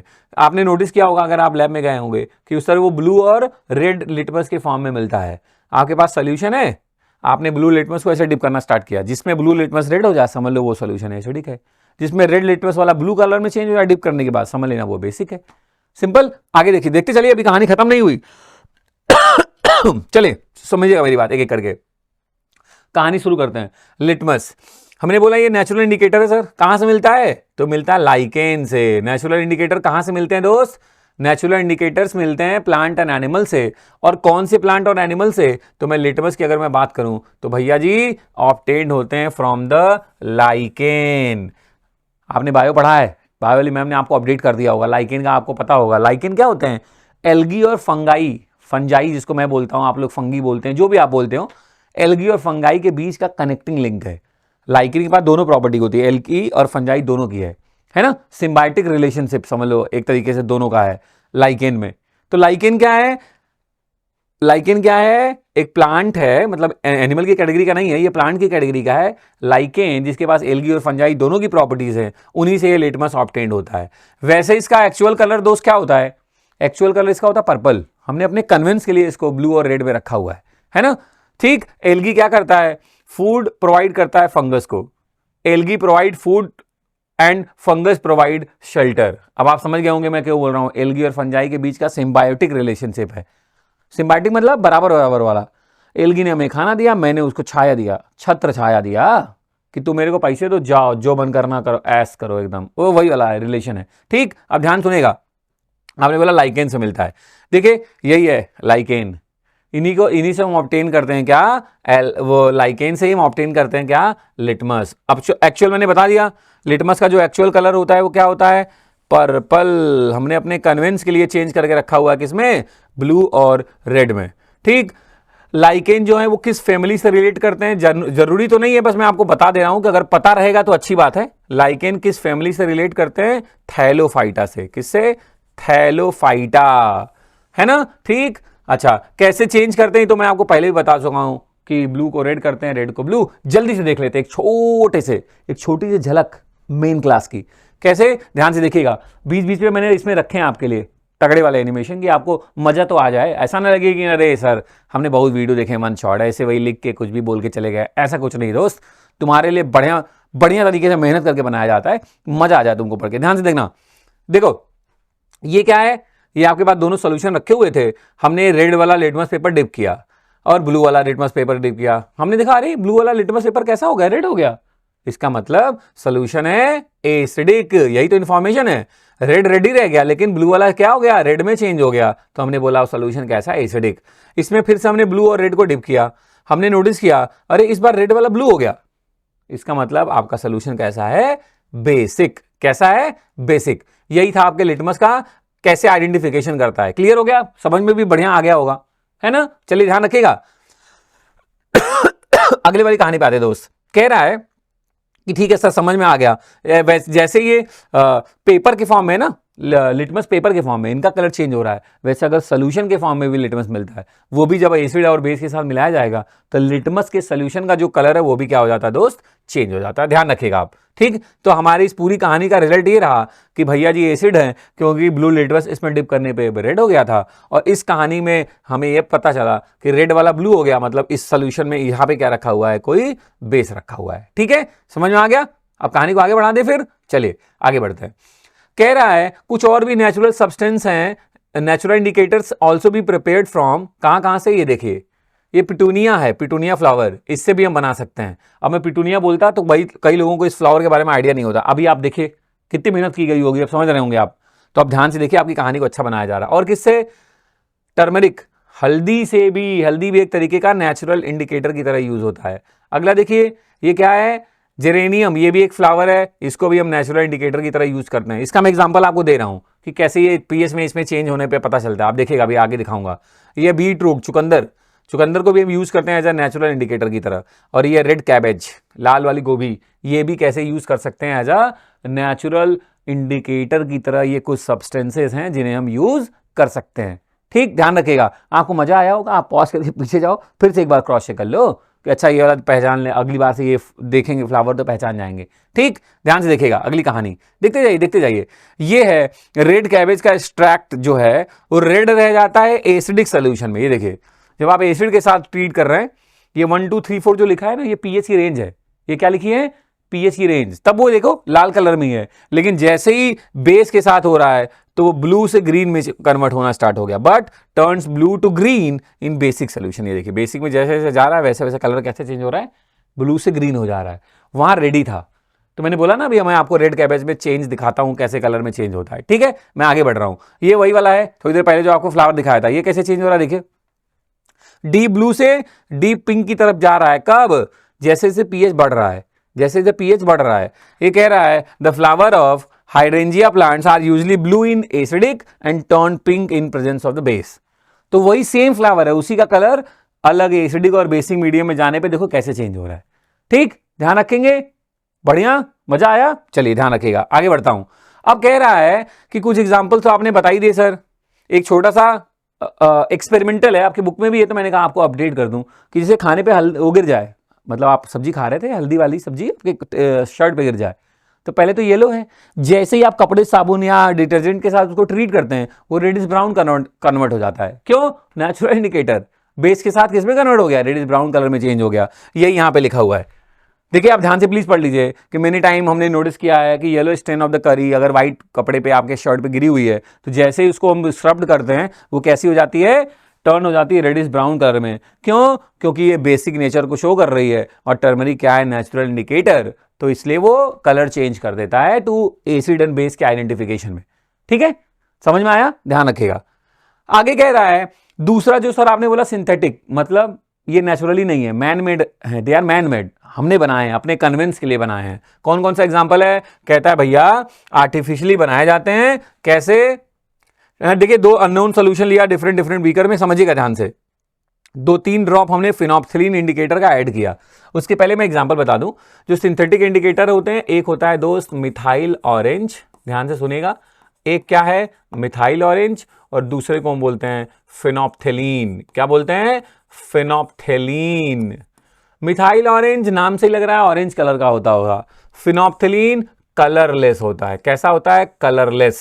फिर से सुन लो, मिथाइल ऑरेंज ऑरेंज कलर का है, वो ऑरेंज से रेड हो जाए मतलब आपने एसिड के साथ ट्रीट किया है, ऑरेंज से येलो हो जाए मतलब आपने बेस के साथ ट्रीट किया। फिर से कम ऑन, ऑरेंज से रेड हो जाए, या कहीं कहीं पिंक दिखाता है किसी स्कूल्स में या किताबों में मिल जाता है, तो रेड एंड पिंक में दोनों इसलिए बोल रहा हूं, तो आप समझ लेना वो एसिड है, और रेड से येलो हो गया तो आप समझ लेना वो बेस है। और फिनोप्थिलीन क्या है, कलरलेस। कैसा है, कलरलेस। और कलरलेस ही रह जाए तो मतलब समझ लेना एसिडिक सोल्यूशन है। लेकिन जैसे ही आपने किसी में मिलाओ और वो पिंक कलर हो जाए, समझ लेना वो क्या है, बेस। वही ऑब्जर्वेशन में कर रहा हूं, ध्यान से सुनना। हमने दोनों में क्या किया, 2-3 ड्रॉप फिनोप्थिलीन इंडिकेटर ऐड कर दिया, दोनों में ही, इसमें भी ऐड कर दिया और इसमें भी ऐड कर दिया। ध्यान से देखिए, हमने क्या नोटिस किया, इसके बाद ऐड करने के बाद दोनों को प्रॉपर्ली शेक किया, उधर भी प्रॉपर्ली शेक किया, इधर भी। आपने नोटिस किया वहां सोल्यूशन के कलर में कोई चेंज नहीं हुआ, यहां सोल्यूशन का कलर क्या हो गया, पिंक। बस दोस्त, अभी आपने सीखा मेरे से, आप अप्लाई कर दिया है कि सर इसका मतलब ये एसिड है, no change in the colour of the phenolphthalein, लेकिन यहां ये पिंक हो गया, इसका मतलब ये बेस है। फिर से दिखाऊं, वैसे आपने एक्सपेरिमेंट सीख लिया। देखिए दोनों में हमने क्या किया, फिर से देख लीजिए, दोनों में हमने फिनोप्थिलीन ही तो ऐड किया, वहां भी फिनोप्थिलीन ऐड किया और यहां भी फिनोप्थिलीन ऐड किया। वहां अपने आपने नोटिस किया कि मिलाने के बाद हमने उसमें ऐड किया, प्रॉपर्ली शेक किया, कोई कलर में चेंज नहीं दिख रहा। लेकिन यही सेम प्रोसेस जब हमने यहां की और हमने नोटिस किया कि इसका कलर क्या हो गया, पिंक कलर में चेंज हो गया, तो ये क्लियर हो गया कि ये बेसिक सोल्यूशन था और वो क्या था, एसिडिक। ये है हमारी कहानी किसकी, सिंथेटिक इंडिकेटर की। अब आते हैं दोस्त, ध्यान से सुनना, अगली कहानी में आपने पढ़ समझ लिया वो एसिड है वो बेस है, आप ये मेरे साथ ये सीख गए, ठीक। अब कहानी कहती है कि कुछ ऐसे भी सब्सटेंसेस थे, जैसे मैंने अभी एग्जांपल दिया, phenolphthalein, methyl orange, eosins, these are the synthetic indicator और दे आर मैन मेड, और ये हमने अपने कन्विंस के लिए रखा हुआ है कि ये पहचानने के लिए कि कौन सा एसिडिक है या कौन सा बेसिक है। ये ध्यान से देख लीजिए, मिथाइल ऑरेंज एसिड में कैसा है, ऑरेंज से कैसा हो गया, एल्कली में येलो होता है, और मिथाइल ऑरेंज ऑरेंज से रेड हो जाता है, मतलब एसिड। और फिनोप्थिलीन तो अभी मैंने आपको एग्जांपल ही डायरेक्टली दिखा दिया पीपीटी के थ्रू, तो उम्मीद करता हूं थोड़ी अंडरस्टैंडिंग बढ़िया हो गई होगी, ठीक। तो अब कुछ सोल्यूशन है, आप अपना चेक करिएगा, रेड से ब्लू होंगे या ब्लू से रेड होंगे, फिनोप्थिलीन उसमें कलर में कैसे चेंज करेगा या मिथाइल ऑरेंज कैसे करेगा, ध्यान से सुनिएगा। मैं आपको 2-3 एग्जांपल, वैसे पूरी टेबल आपके पास है, मैं सब समझाने के बजाय आप मेरी बात समझिएगा मैं क्या बोलना चाह रहा हूं। सैंपल क्या है, HCl हाइड्रोक्लोरिक एसिड, तो वो रेड लिटमस को क्या करेगा, सर रेड लिटमस में कोई चेंज नहीं होगा, वो ब्लू को रेड करता है, तो ब्लू लिटमस हो जाएगा रेड में, blue litmus turns into the red, red में कोई चेंज होगा नहीं, फिनोप्थिलीन उसमें कोई कलर चेंज करेगा नहीं, मिथाइल ऑरेंज, ऑरेंज से क्या हो जाएगा, रेड, है ना, यही तो सीखा। तो ऐसे करके यहां पे पूरी टेबल है, आप फटाफट क्रॉस चेक कर लीजिएगा, H2SO4 के साथ क्या है, यहां भी वही है, ये टेबल में ब्लू की जगह रेड रखेगा, है ना, कुछ टेबल मिसिंग हो गया, आपको पता है ब्लू लिटमस रेड में कन्वर्ट होता है। तो ऐसे ही ढेर सारे कहानियां मैंने अपडेट कर दी हैं एसिड के लिए, बेसिस के लिए, आप प्लीज एक बार क्रॉस चेक कर लीजिएगा इसको, ये मैं आपके सामने पूरा रख दिया है ना, आप पॉज कर लीजिए, सबको एक बार क्रॉस चेक कर लीजिएगा। ये जितने ब्लू लिखे हैं आपको भी पता है ये सब क्या है, रेड, तो बस इसको चेंज कर लीजिएगा, बाकी कहीं गड़बड़ नहीं है ना।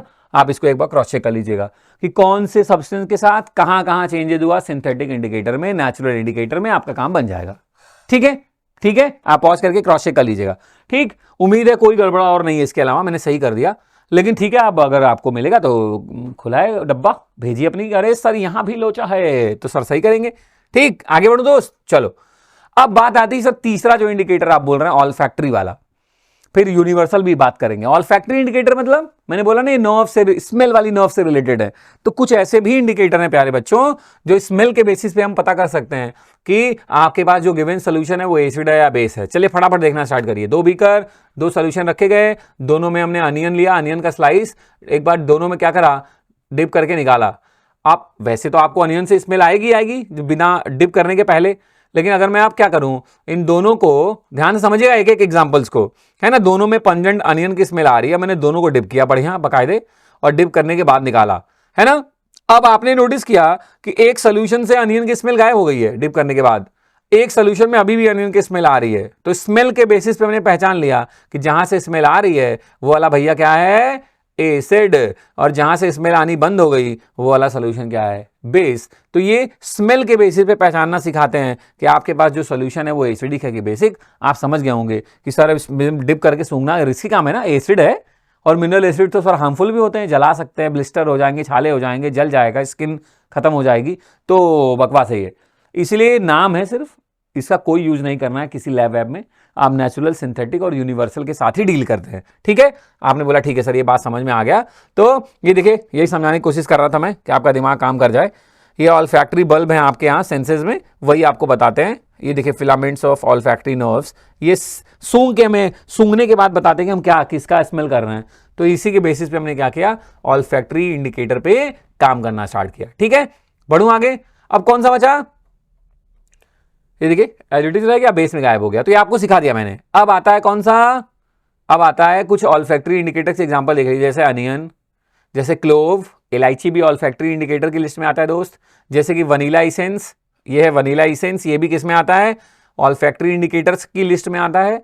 ये क्या है, यूकेलिप्टस या जिसको बोलते हैं नीलगिरी प्लांट, ये भी ऑल्फैक्टरी इंडिकेटर की तरह यूज हो सकता है ना। तो और ये सभी से सभी क्या है, एसिड्स में डिप करने पे इन सब की स्मेल आएगी, लेकिन जैसे आप बेस में डिप करेंगे स्मेल क्या हो जाएगी, गायब। ठीक, अब बात करते हैं यूनिवर्सल, और मैं पहले भी बोल चुका हूं यूनिवर्सल वालों का भोकाल थोड़ा ज्यादा है। They are better than normal acid based indicator because ये नेचर के साथ साथ स्ट्रेंथ भी बताते हैं। और ये कहानी इस तरीके से जुड़ी है कि कैसे ये स्ट्रेंथ बता देंगे सर, तो भैया जी ये पीएच स्केल पे काम करते हैं।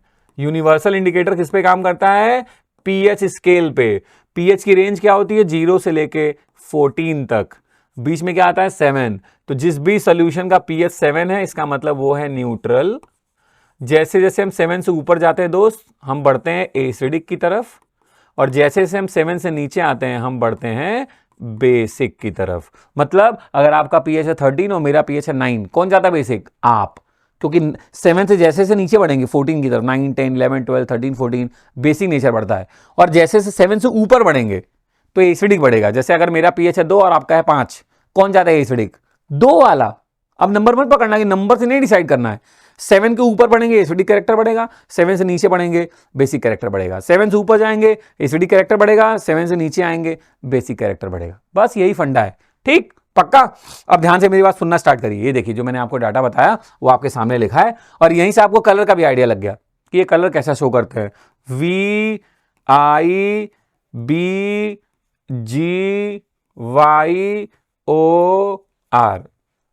विबग्योर, ये इनका कलर का अरेंजमेंट है ना। जो बेसेस हैं वो किस रेंज में आते हैं, ब्लू, इंडिगो, वायलेट। जो एसिड्स हैं वो कौन सा कलर शो करते हैं यूनिवर्सल पीएच स्केल पे, रेड, ऑरेंज एंड येलो। जितना ज्यादा अच्छा रेड उतना बढ़िया एसिड, जितना अच्छा वॉयलेट कलर उतना अच्छा बेस। ग्रीन है तो फिर आपको क्लियर ही हो गया, न्यूट्रल है। ठीक, तो ये आपकी थोड़ा इमेजिनरी है, मतलब कि आप ऐसे मतलब इमेज के थ्रू आप समझ सकते हैं कि अच्छा पीएच।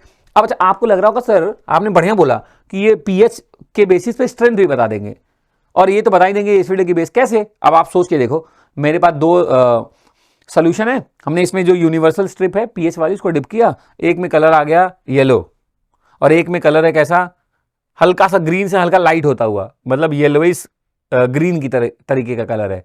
तो ये तो पता ही चल गया कि येलोइश ग्रीन और येलो है ना, मतलब एसिड की रेंज में है, YOR में है। और जो ज्यादा येलो है मतलब आप समझे ना, YOR।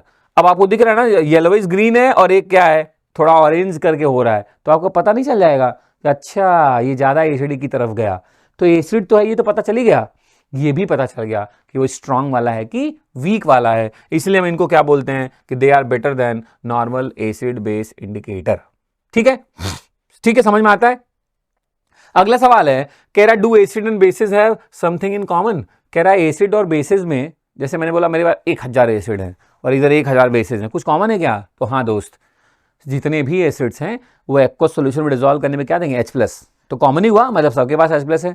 जितने भी बेसिस हैं उनको एक्वस सॉल्यूशन में डिसॉल्व करोगे भैया जी लोग क्या देंगे, OH-, मतलब उनमें भी कॉमन क्या है, OH- है। तो बस ये यही समझाने के लिए लिखा है कि एसिड्स क्या करेंगे, H+ आयन देंगे जब उनको डिसॉल्व करो एक्वस सॉल्यूशन में, और बेसिस क्या करेंगे, OH- आयन देंगे। और एसिड और बेसिस जब मिलते हैं दोस्त तो एक्सोथर्मिक रिएक्शन होती है, और रिएक्शन का नाम है न्यूट्रलाइजेशन। ध्यान रखिएगा, एसर्शन रीजन का सवाल बढ़िया वाला, इस पे पहले भी आए हैं एग्जाम्स में, बोर्ड एग्जाम्स में, फिर आ सकते हैं।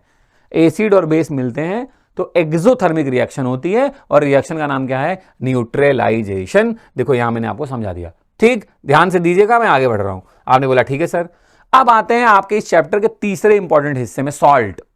आपने नोटिस किया हमने एसिड और बेस की बैंड बजा दी भाई साहब, सब पढ़ लिया, टाइप से लेके, क्लासिफिकेशन से लेके, केमिकल प्रॉपर्टी से लेके, कॉमन से लेके, इंडिकेटर से लेके, सब बातें हमने कर ली। अब हम पहुंच चुके हैं अपने चैप्टर के तीसरे पड़ाव पे, एसिड बेस फिनिश। अब बात करने जा रहे हैं सॉल्ट। तो आपने बोला सर सॉल्ट का मतलब अंग्रेजी में, हिंदी में बता देना, नमक, देश का नमक नहीं रोज। सॉल्ट मतलब क्या, वो सारे सब्सटेंस जो एसिड और बेस कंबाइन होने पे बनते हैं उनको हम क्या बोलते हैं, सॉल्ट। या किसी एसिड का, मेरी बात ध्यान सुनना, मैं लिख नहीं रहा हूं लेकिन बड़ी इंपॉर्टेंट लाइन बोल रहा हूं, किसी भी एसिड का H हटा दो, किसी भी मेटल के थ्रू या अमोनियम आयन के थ्रू जो कंपाउंड बनेगा वो सॉल्ट बनेगा। किसी भी बेस का OH हटा दो, किसी निगेटिव रेडिकल के थ्रू जो कंपाउंड बनेगा वो सॉल्ट बनेगा। डिटेल में ज्यादा बात की, अभी मैं वन शॉट में हूं तो मैं अभी पता चले सॉल्ट ही पढ़ा दूं 1 घंटा, मजा तो आएगा नहीं। बस सारी इंपॉर्टेंट बातें फटाफट रिवीजन कराता हूं। हम बात कर रहे हैं सम इंपॉर्टेंट सॉल्ट्स के बारे में, तो अब मेरी बात फटाफट सुनना स्टार्ट करिए। हमें बात करनी है कॉमन सॉल्ट के बारे में, हमें बात करनी है बेकिंग सोडा के बारे में, हमें बात करनी है वॉशिंग सोडा के बारे में, हमें बात करनी है पीओपी के बारे में, हमें बात करनी है ब्लीचिंग पाउडर के बारे में। तो सबसे पहले अपनी कहानी शुरू करते हैं किससे, कॉमन सॉल्ट, जिसको हम क्या बोलते हैं, रॉक सॉल्ट। ये देखिए इमेज आपके लिए रखा है, आप देखते जाइएगा। यही आजकल महंगे महंगे नमक बिक रहे हैं भाई साहब, रॉक सॉल्ट के नाम पे। ठीक, तो रॉक सॉल्ट मतलब कहां से मिलते हैं, deposit of solid salts are also found in several part of the world. कह रहा है these large crystal are often brown due to impurities, इन्हीं को हम क्या बोलते हैं, रॉक सॉल्ट। इन्हीं को क्या बोलते हैं, रॉक सॉल्ट। मेरी बात ध्यान सुनना। दूसरा कह रहा है ब्लीचिंग पाउडर के बारे में बात करने जा रहे हैं। ब्लीचिंग पाउडर मतलब क्या, फॉर्मूला देखिए, इन सबको पढ़ने का तरीका बेस्ट पता क्या है, आप पहले इनके नाम और इंट्रोडक्शन से रिलेट करिए। ब्लीचिंग पाउडर मतलब आपके दिमाग में आता है कि ब्लीचिंग पाउडर मतलब जो ब्लीच करने के काम में आता है। कैसे बनता है, फॉर्मूला क्या है ब्लीचिंग पाउडर का, देखिए ध्यान से देखिए, फटाफट रिलेट करता हूं आपको, तुरंत मजा आ जाएगा आपको। ब्लीचिंग पाउडर का फॉर्मूला होता है बेटा CaOCl2। आपको इसको देख के नहीं लग रहा कि मुझे इसको बनाने के लिए कैल्शियम का एक कंपाउंड लेना पड़ेगा और क्लोरीन, तो बस वही रिलेट कर दिया हमने। कैल्शियम, मेटल के जो सस्ते प्रोडक्ट होते हैं वो होते हैं उनके हाइड्रोक्साइड, तो हमने कैल्शियम का हाइड्रोक्साइड लिया और फेंक के मार दिया क्लोरीन, दोस्त हो गया तुम्हारा काम, तुमने बना लिया CaOCl2। ये देखो Ca, एक यहां से O उठाया, OCl2, तो यहां ऑब्वियसली ट्वाइस था, तो अभी भी 2H और एक O बचा है, तो H2 निकल गया। यही आपका ब्लीचिंग पाउडर। केमिकल नेम मैं नहीं बताऊंगा, अब ये आप मुझे कमेंट में बताएंगे ब्लीचिंग पाउडर का केमिकल नेम क्या है। एक आध तो आपके हिस्से काम छोड़ूं, ये ब्लीचिंग पाउडर बना कैसे, देखो रिलेट कर दिया फट से। फॉर्मूला देखो, कैल्शियम चाहिए, मेटल का सबसे सस्ता प्रोडक्ट उनका हाइड्रोक्साइड उठा लो, डायरेक्ट क्लोरीन फेंक के मारो, बन गया तुम्हारा ब्लीचिंग पाउडर। और साथ में कौन क्या निकला, H2O। मुझे CaOCl2 का केमिकल नेम कमेंट बॉक्स में आप बताएंगे, ठीक है। मैं देखता हूं कितने प्यारे बच्चे जुड़े हैं और कितने लोग बता रहे हैं खड़ाखट। कह रहा है ब्लीचिंग पाउडर का यूज आप ध्यान रखिएगा, पूछता है ये सब एग्जाम्पल यूजेस, सॉल्ट्स के यूजेस और उनकी रिएक्शन इंपॉर्टेंट है, ध्यान रखिएगा आप। कह रहा है क्या यूजेस है भैया, तो ब्लीचिंग पाउडर का यूजेस क्या है, कॉटन और लिनन जो होते हैं और टेक्सटाइल इंडस्ट्रीज में ब्लीच करने के काम में आता है, पेपर फैक्ट्रीज में वुड पल्प को ब्लीच करने के काम में आता है, या लॉन्ड्रीज में भी आता है वॉश क्लॉथ्स को करने में। ब्लीचिंग पाउडर को ऑक्सीडाइजिंग एजेंट की तरह भी यूज करते हैं केमिकल इंडस्ट्रीज में, और ड्रिंकिंग वाटर को फ्री फ्रॉम द जर्म्स ये भी हम यूज कर सकते हैं, किससे, ब्लीचिंग पाउडर से। याद करिए जब आप वाटर पार्क जाते हो ना, तो उसमें जो पानी है एक ही पानी सोच के देखो ना, अगर बेकार नहीं हो जाएगा, इतने लोग नहा धो रहे हैं उसमें, घूम टहल रहे हैं, कूद काद रहे हैं, तो उसको कैसे साफ करते हैं, जर्म्स फ्री कैसे रखते हैं, वरना सभी लोग एक ही पानी में नहाओ, उसी गंदे पानी में, तो प्रॉब्लम हो जाएगी ना। तो उसको कैल्शियम, यही ब्लीचिंग पाउडर से यूज करके उस पानी को क्या करते हैं, क्लोरीनेटेड कर देते हैं, जैसे जर्म्स फ्री हो जाए, ठीक है, ध्यान रखिएगा। तो ये है ब्लीचिंग पाउडर के प्रिपरेशन की रिएक्शन, है ना। ब्लीचिंग पाउडर का फॉर्मूला, कॉमन नेम मैंने आपको बोला, कमेंट बॉक्स में आप लिखेंगे, और ये ब्लीचिंग पाउडर का क्या है, यूज है, ठीक। चले, जो सबसे पहला कमेंट आएगा ब्लीचिंग पाउडर के केमिकल नेम का, मैं उस बच्चे को अगली क्लास में शाबाशी दूंगा, नाम इंट्रोड्यूस करूंगा। देखते हैं सबसे पहला कमेंट किसका आता है, आगे बढ़ता हूं। कह रहा है अगला जो प्रोसेस है वो क्लोर एल्कली प्रोसेस है, काहे के लिए, NaOH बनाने के लिए। NaOH क्या है, सोडियम हाइड्रोक्साइड। कॉमन नेम क्या है, मैं बता दे रहा हूं, अब इसका ना बताओ तुम। इसका नाम क्या है, कास्टिक सोडा, जैसे KOH का नाम क्या था, कास्टिक पोटैश। तो अब सवाल ये है कि सर ये NaOH बनाने का जो मेथड है ना, उस मेथड का नाम है दोस्त क्लोर एल्कली प्रोसेस, और ये नाम अपने आप को एक्सप्लेन कर रहा, ध्यान से देखो। कह रहा है NaOH तो बनेगा ही, क्लोर एल्कली प्रोसेस, एल्कली तो बनी गया NaOH, साथ में क्या बना, क्लोर, क्लोरीन, चोर नहीं लिखा है, क्लोर, क्लोरीन बनेगा, ठीक है। तो अब सवाल ये कि लेंगे क्या फिर, तो हम लेते हैं ब्राइन। ब्राइन मतलब नमक पानी, नमक और पानी के सोल्यूशन को बोलते हैं ब्राइन। NaCl के एक्वस सोल्यूशन को लेंगे दोस्त, उसको पानी में डिसॉल्व करेंगे, simply go for the electrolysis. ये तो मैंने आपके लिए बस ये अरेंजमेंट इसलिए ऐसा किया है कि थोड़ा आपको देख के लगे अच्छा कैथोड है, एनोड है, कौन टूट रहा है, कौन कहां जा रहा है। मैं सारा गेम आपको एक लाइन में समझा रहा हूं। हमने लिया ब्राइन, NaCl के एक्वस सोल्यूशन को दोस्त क्या बोलते हैं, ब्राइन। नमक पानी के सोल्यूशन को क्या बोलते हैं, ब्राइन। हमने ब्राइन को डिसॉल्व किया, ऑब्वियसली नमक और पानी तो ब्राइन हो ही गया। तो ब्राइन की इलेक्ट्रोलिसिस जब हम करते हैं तो प्रोसेस का नाम है क्लोर एल्कली प्रोसेस। क्लोर, क्लोरीन बन गया, क्लोर, क्लोरीन बन गया, एल्कली, NaOH बन गया, और साथ में हाइड्रोजन गैस भी निकलता है। तो आपने नोटिस करो इलेक्ट्रोलिटिक सेल में जो कैथोड होता है वो क्या होता है, निगेटिवली चार्ज। तो निगेटिवली चार्ज पे कौन जाएगा, पॉजिटिव। तो हाइड्रोजन पे कौन सा चार्ज होता है, प्लस। तो हाइड्रोजन गैस कहाँ निकली दोस्त, ध्यान रखना इंपॉर्टेंट लाइन ये है, कैथोड पे।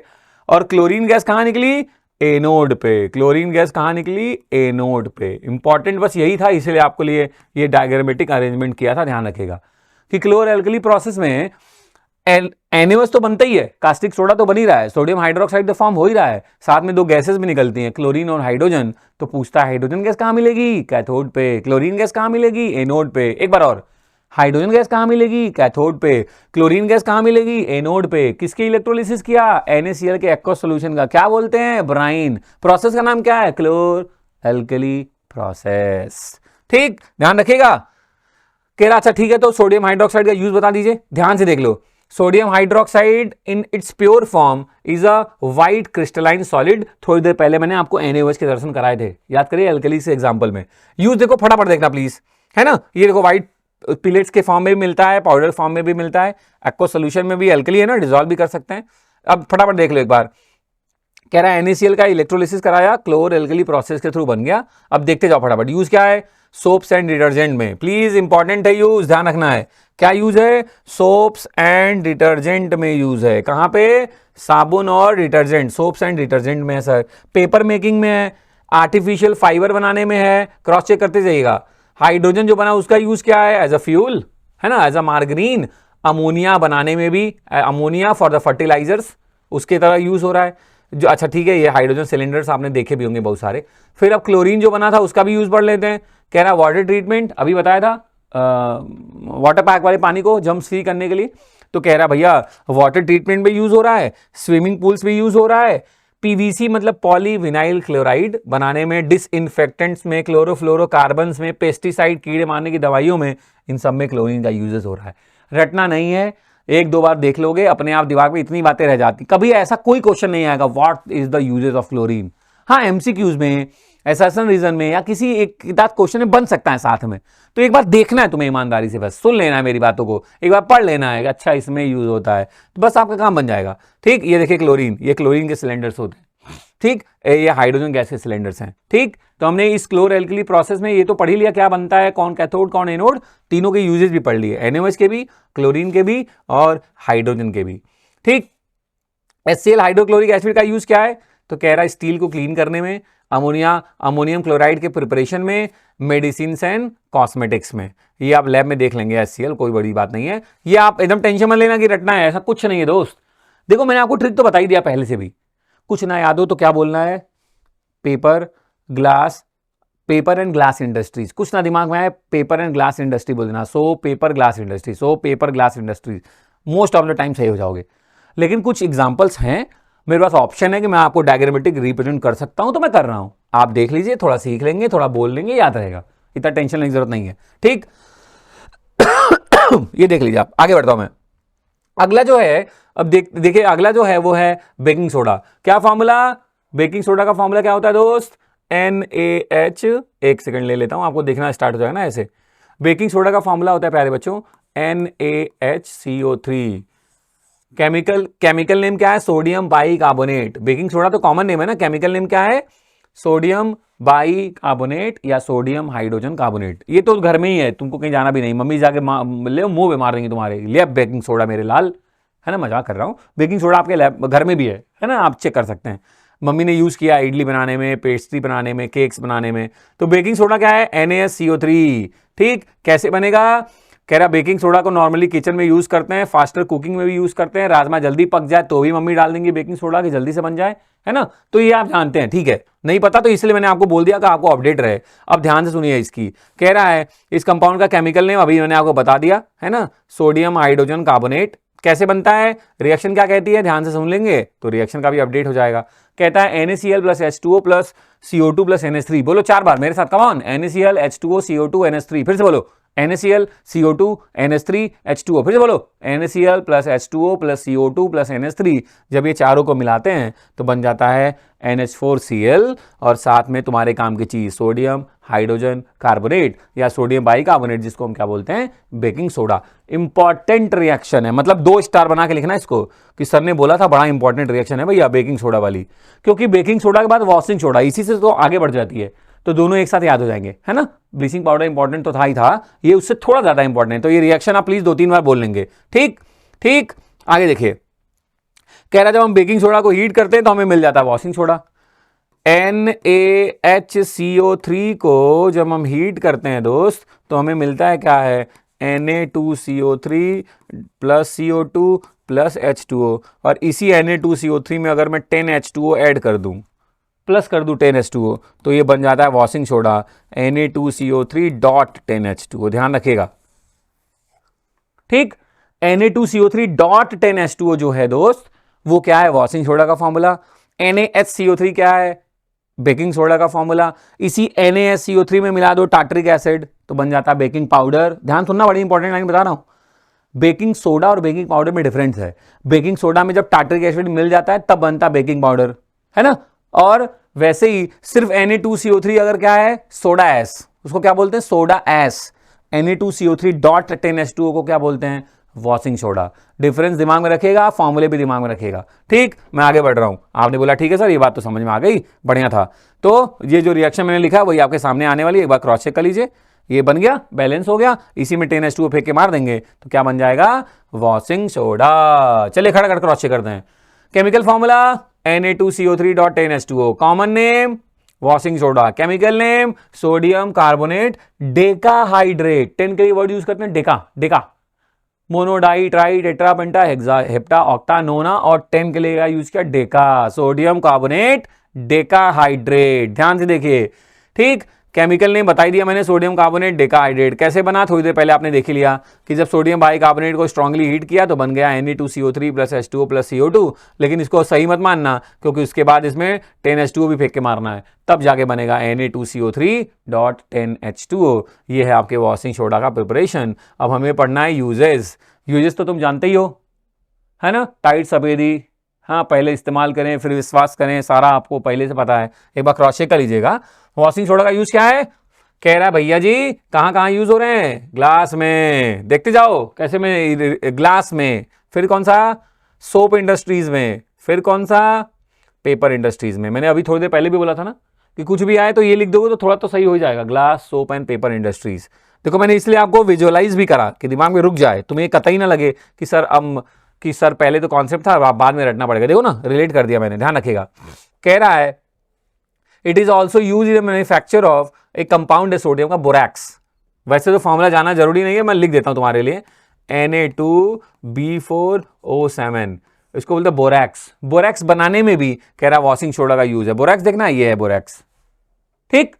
वॉशिंग सोडा का यूज क्या है, बोरैक्स बनाने में भी यूज करते हैं, ठीक। और कहानी क्या कह रही है, कह रहे हैं सोडियम कार्बोनेट और यूज कर सकते हैं क्लींजिंग एजेंट में, डोमेस्टिक पर्पज में, तो आपके सामने ही है, थोड़ी देर पहले भी बताया था, है ना। ग्लास साफ करने में, टाइल साफ करने में, बाथरूम साफ करने में, वॉशरूम साफ करने में, किचन साफ करने में, सब भाई साहब यूज हो रहा है वॉशिंग सोडा का, अलग अलग ब्रांड के नाम से, ठीक। तो आप ध्यान, मैं प्रचार नहीं कर रहा हूं, बहुत मारूंगा।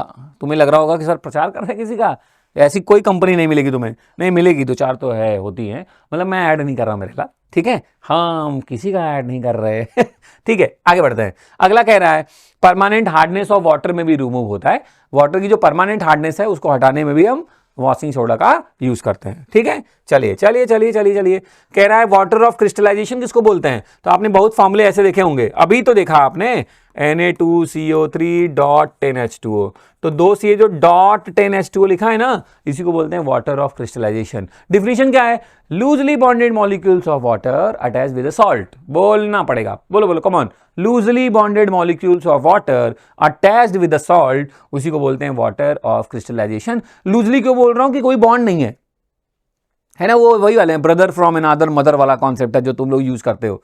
बॉन्ड नहीं है, खून वाला रिश्ता नहीं है, तो इसलिए तगड़ा बॉन्ड तो नहीं है, लेकिन हाँ दिन भर मेरे साथी है तो वो अच्छा दोस्त है मेरा, बढ़िया वाला है, हाँ, बोल भोगाल में हैशटैग लगा देंगे, ब्रदर फ्रॉम अनदर मदर। लेकिन जैसे विपत्ति आएगी कल्टी, है ना। तो कहने का मतलब क्या है, जैसे हीट करोगे सबसे पहले ये वाले भाई साहब गायब हो जाएंगे, है ना। इसलिए मैं बोल रहा हूं कि they are loosely bonded molecules of water, जिसको हम क्या बोलते हैं, वाटर ऑफ क्रिस्टलाइजेशन, ठीक। ये मैंने आपको जो बोला वही बात लिखी है, आप प्लीज ध्यान देंगे। जैसे एग्जांपल देख लीजिए, कॉपर सल्फेट CuSO4.5H2O, ये जो बैकग्राउंड में जो मेहनत से दिख रहा है ना, ये ब्लू कलर का क्रिस्टल, यही है कॉपर सल्फेट CuSO4.5H2O। ध्यान दो, इसको बोलते हैं क्या, blue vitriol, copper sulphate CuSO4.5H2O का नाम क्या है? Blue vitriol. अगला देखो, देखो जिप्सम, कैल्शियम सल्फेट, डॉट लिखा होता है 2H2O, ये क्या है? Water of crystallisation, gypsum. ठीक, अगला देखिए, अब हम बात करने वाले थोड़ी सी प्लास्टर ऑफ पेरिस। घर में पीओपी होता है ना, पीओपी छत वत बन जाती, सीलिंग विलिंग बनाते हैं ना पीओपी से, ये वही वाला है POP powder, plaster of Paris. तो कह रहा है कैसे बनता है सर? कह रहा है जब हम जिप्सम CaSO4.2H2O को हीट कर देना 100 डिग्री सेल्सियस के ऊपर, 373 मतलब क्या, 100 डिग्री सेल्सियस के ऊपर, तो वो अपना वाटर मॉलिक्यूल लूज कर देता है। 2 था, 1.5 लूज कर देता, आधा ही बचता है। तो जिप्सम का फॉर्मूला था दोस्त CaSO4.2H2O और पीओपी का फॉर्मूला है CaSO4.12H2O। इसका मतलब हम स्ट्रांगली हीट करते हैं ना 100 डिग्री सेल्सियस पे, तो भाई साहब के 1.5 वाटर उड़ जाते हैं, 2 में से 1.5 उड़ गया, आधा बचा CaSO4.12H2O। इसका देखो कॉमन नेम तो पीओपी है, plaster of Paris. Chemical name बताओगे? एक तो बताओ पहले, भरो, दूसरा भी बता। चलो अच्छा दिया, दूसरा भी देखता हूं। चलो ये भी सबसे पहले जिसका कमेंट आएगा ना इसका कॉमन नेम का, उसका भी मैं नाम अगले लेक्चर में लूंगा, वन शॉट ऑफ उसमें तीसरे चैप्टर में, मेटल एंड नॉन मेटल में। देखते हैं कौन आता है भैया स्पीड में। CaSO4.12H2O, इसका केमिकल नेम आप बताएंगे मेरे को। ठीक, कैसे बनता है? जब हम जिप्सम को 100 डिग्री सेल्सियस पे स्ट्रांगली हीट कर देते हैं तो बन जाता है CaSO4.12H2O। बस खत्म ही है, मैंने बोला 1.5 घंटा के पहले तो हो जाएगा दोस्त, विश्वास रखो। ठीक, आगे बढ़ू, फटाफट देख लो। कह रहा प्लास्टर ऑफ पेरिस एक व्हाइट कलर का पाउडर है। हाँ सर जानते हैं, जब ये वाटर के साथ मिक्स होता है तो थोड़ी देर में सॉलिडिफाई हो जाता है, तो एक जो भी आप बनाना चाह रहे हैं उससे कोई डिजायर्ड सब्सटेंस बन सकता है। कैसे बनता है आपके सामने ही देखिए, एग्जांपल रख दिया था, आप एक बार क्रॉस चेक कर लेंगे। ठीक, बेसिकली आप ऐसे भी लिख सकते हैं 2 CaSO4 मॉलिक्यूल्स और शेयरिंग 1 H2O मॉलिक्यूल। सेंस देखो, मैं कहने का मतलब है, पूरा ज्ञान का मतलब कि आप इसको ऐसे भी लिख सकते हैं, क्रॉस मल्टीप्लाई हो जाएगा, 2 CaSO4.H2O भी लिखा जा सकता है, प्लास्टर ऑफ पेरिस का फॉर्मूला। तो डोंट बी कंफ्यूज कि अरे फॉर्मूला गलत है। इस बात को मैं ऐसे भी लिख सकता हूं कि CaSO4.H2O जो 1/2 था, 2 क्रॉस मल्टीप्लाई हो गया, ऐसे भी लिखा जा सकता है। सो डोंट बी कंफ्यूज, दोनों बात एक ही है। ठीक, अब मैं आगे बढ़ रहा हूं, एकदम बिना टेंशन लिए, मेरी बात ध्यान से सुनना। ठीक है, आप ये सीख चुके हैं कि वो प्लास्टर ऑफ पेरिस है और ये जिप्सम है। Use of plaster of Paris पहले से जानते हो कि कहां पे, जब हाथ वाथ पैर टूट जाता है तो जो प्लास्टर लगाते हैं वहां पे भाई का यूज हो रहा है ना। टॉयज बनाने में यूज हो सकता है, देखिए आपको दिख ही रहा है ये सब। और कहाँ पे, डेकोरेशन मटेरियल में यूज होता है, ये देखिए घरों में आपने देखा होगा, लगा होगा सुंदर सुंदर, वहां भी यूज हो रहा है। और कहाँ पे, सरफेस को स्मूथ बनाने में यूज होता है, आपने घरों में देखा होगा पीओपी करते हैं बढ़िया एकदम सुंदर सा बनाने के लिए। ठीक, हाँ आप भी सांस ले लो, मैं भी ले लेता हूं। ये था complete revision of the acid base and salt in one shot. पूरी कोशिश किया, कुछ नहीं छोड़ा, सारी इंपॉर्टेंट बातें आपके साथ रखा हूं। ठीक, आप इसको अगर आपने यहां तक मेरे साथ बैठ के आपने प्रॉपर्ली वीडियो देख लिया दोस्त, तो मैं गारंटी के साथ कह रहा हूं, कॉपी बंद करोगे, जाओ एसिड बेस एंड सॉल्ट से पंगा लेना शुरू करो। कोई भी दोस्त से पूछो भाई, जो पूछना है पूछे एसिड बेस एंड सॉल्ट से, क्योंकि आपको सब अपडेट हो चुका है। ठीक, और अगर आपको मजा भी आ रहा है तो थोड़ा सा भोकाल भी बनाइए, अपने भी देखिए, अपने दोस्त को भी शेयर करिए, और तबाही मचाते हैं। मिलते हैं अगले शॉर्ट्स में, अगले वन शॉर्ट वीडियो में, मेटल एंड नॉन मेटल के। याद रखिएगा एग्जाम टाइम पे मैंने इस पूरे चैप्टर को 20-20 मिनट में भी रिवाइज कराया है, मेन टॉपिक्स के साथ। तो वो वीडियोस भी आप एग्जाम टाइम देखना। अभी आप वन शॉट पे फोकस करिए, धड़ाते हुए पढ़िए, ईमानदारी से पढ़िए, पेन कॉपी लेके बैठिए, और फिर आप देखिए मजा आपको कितना आता है। और अगर आपको मजा आ रहा है तो मुझे थोड़ा सा अप्रिशिएट भी करिएगा, थोड़ा अपना #सुपरस्टार लिख दीजिएगा, बस मैं समझ जाऊंगा कि मेरे सुपरस्टार्स ने कमेंट किया है। ठीक है दोस्त, तो बढ़ते हैं, मिलते हैं नेक्स्ट वीडियो में। तब तक के लिए जय श्री राधे, खुदा हाफिज, मस्त रहिए, व्यस्त रहिए, अपना ख्याल रखिए, पेरेंट्स का भी ख्याल रखिए। टेक केयर बच्चों, बाय।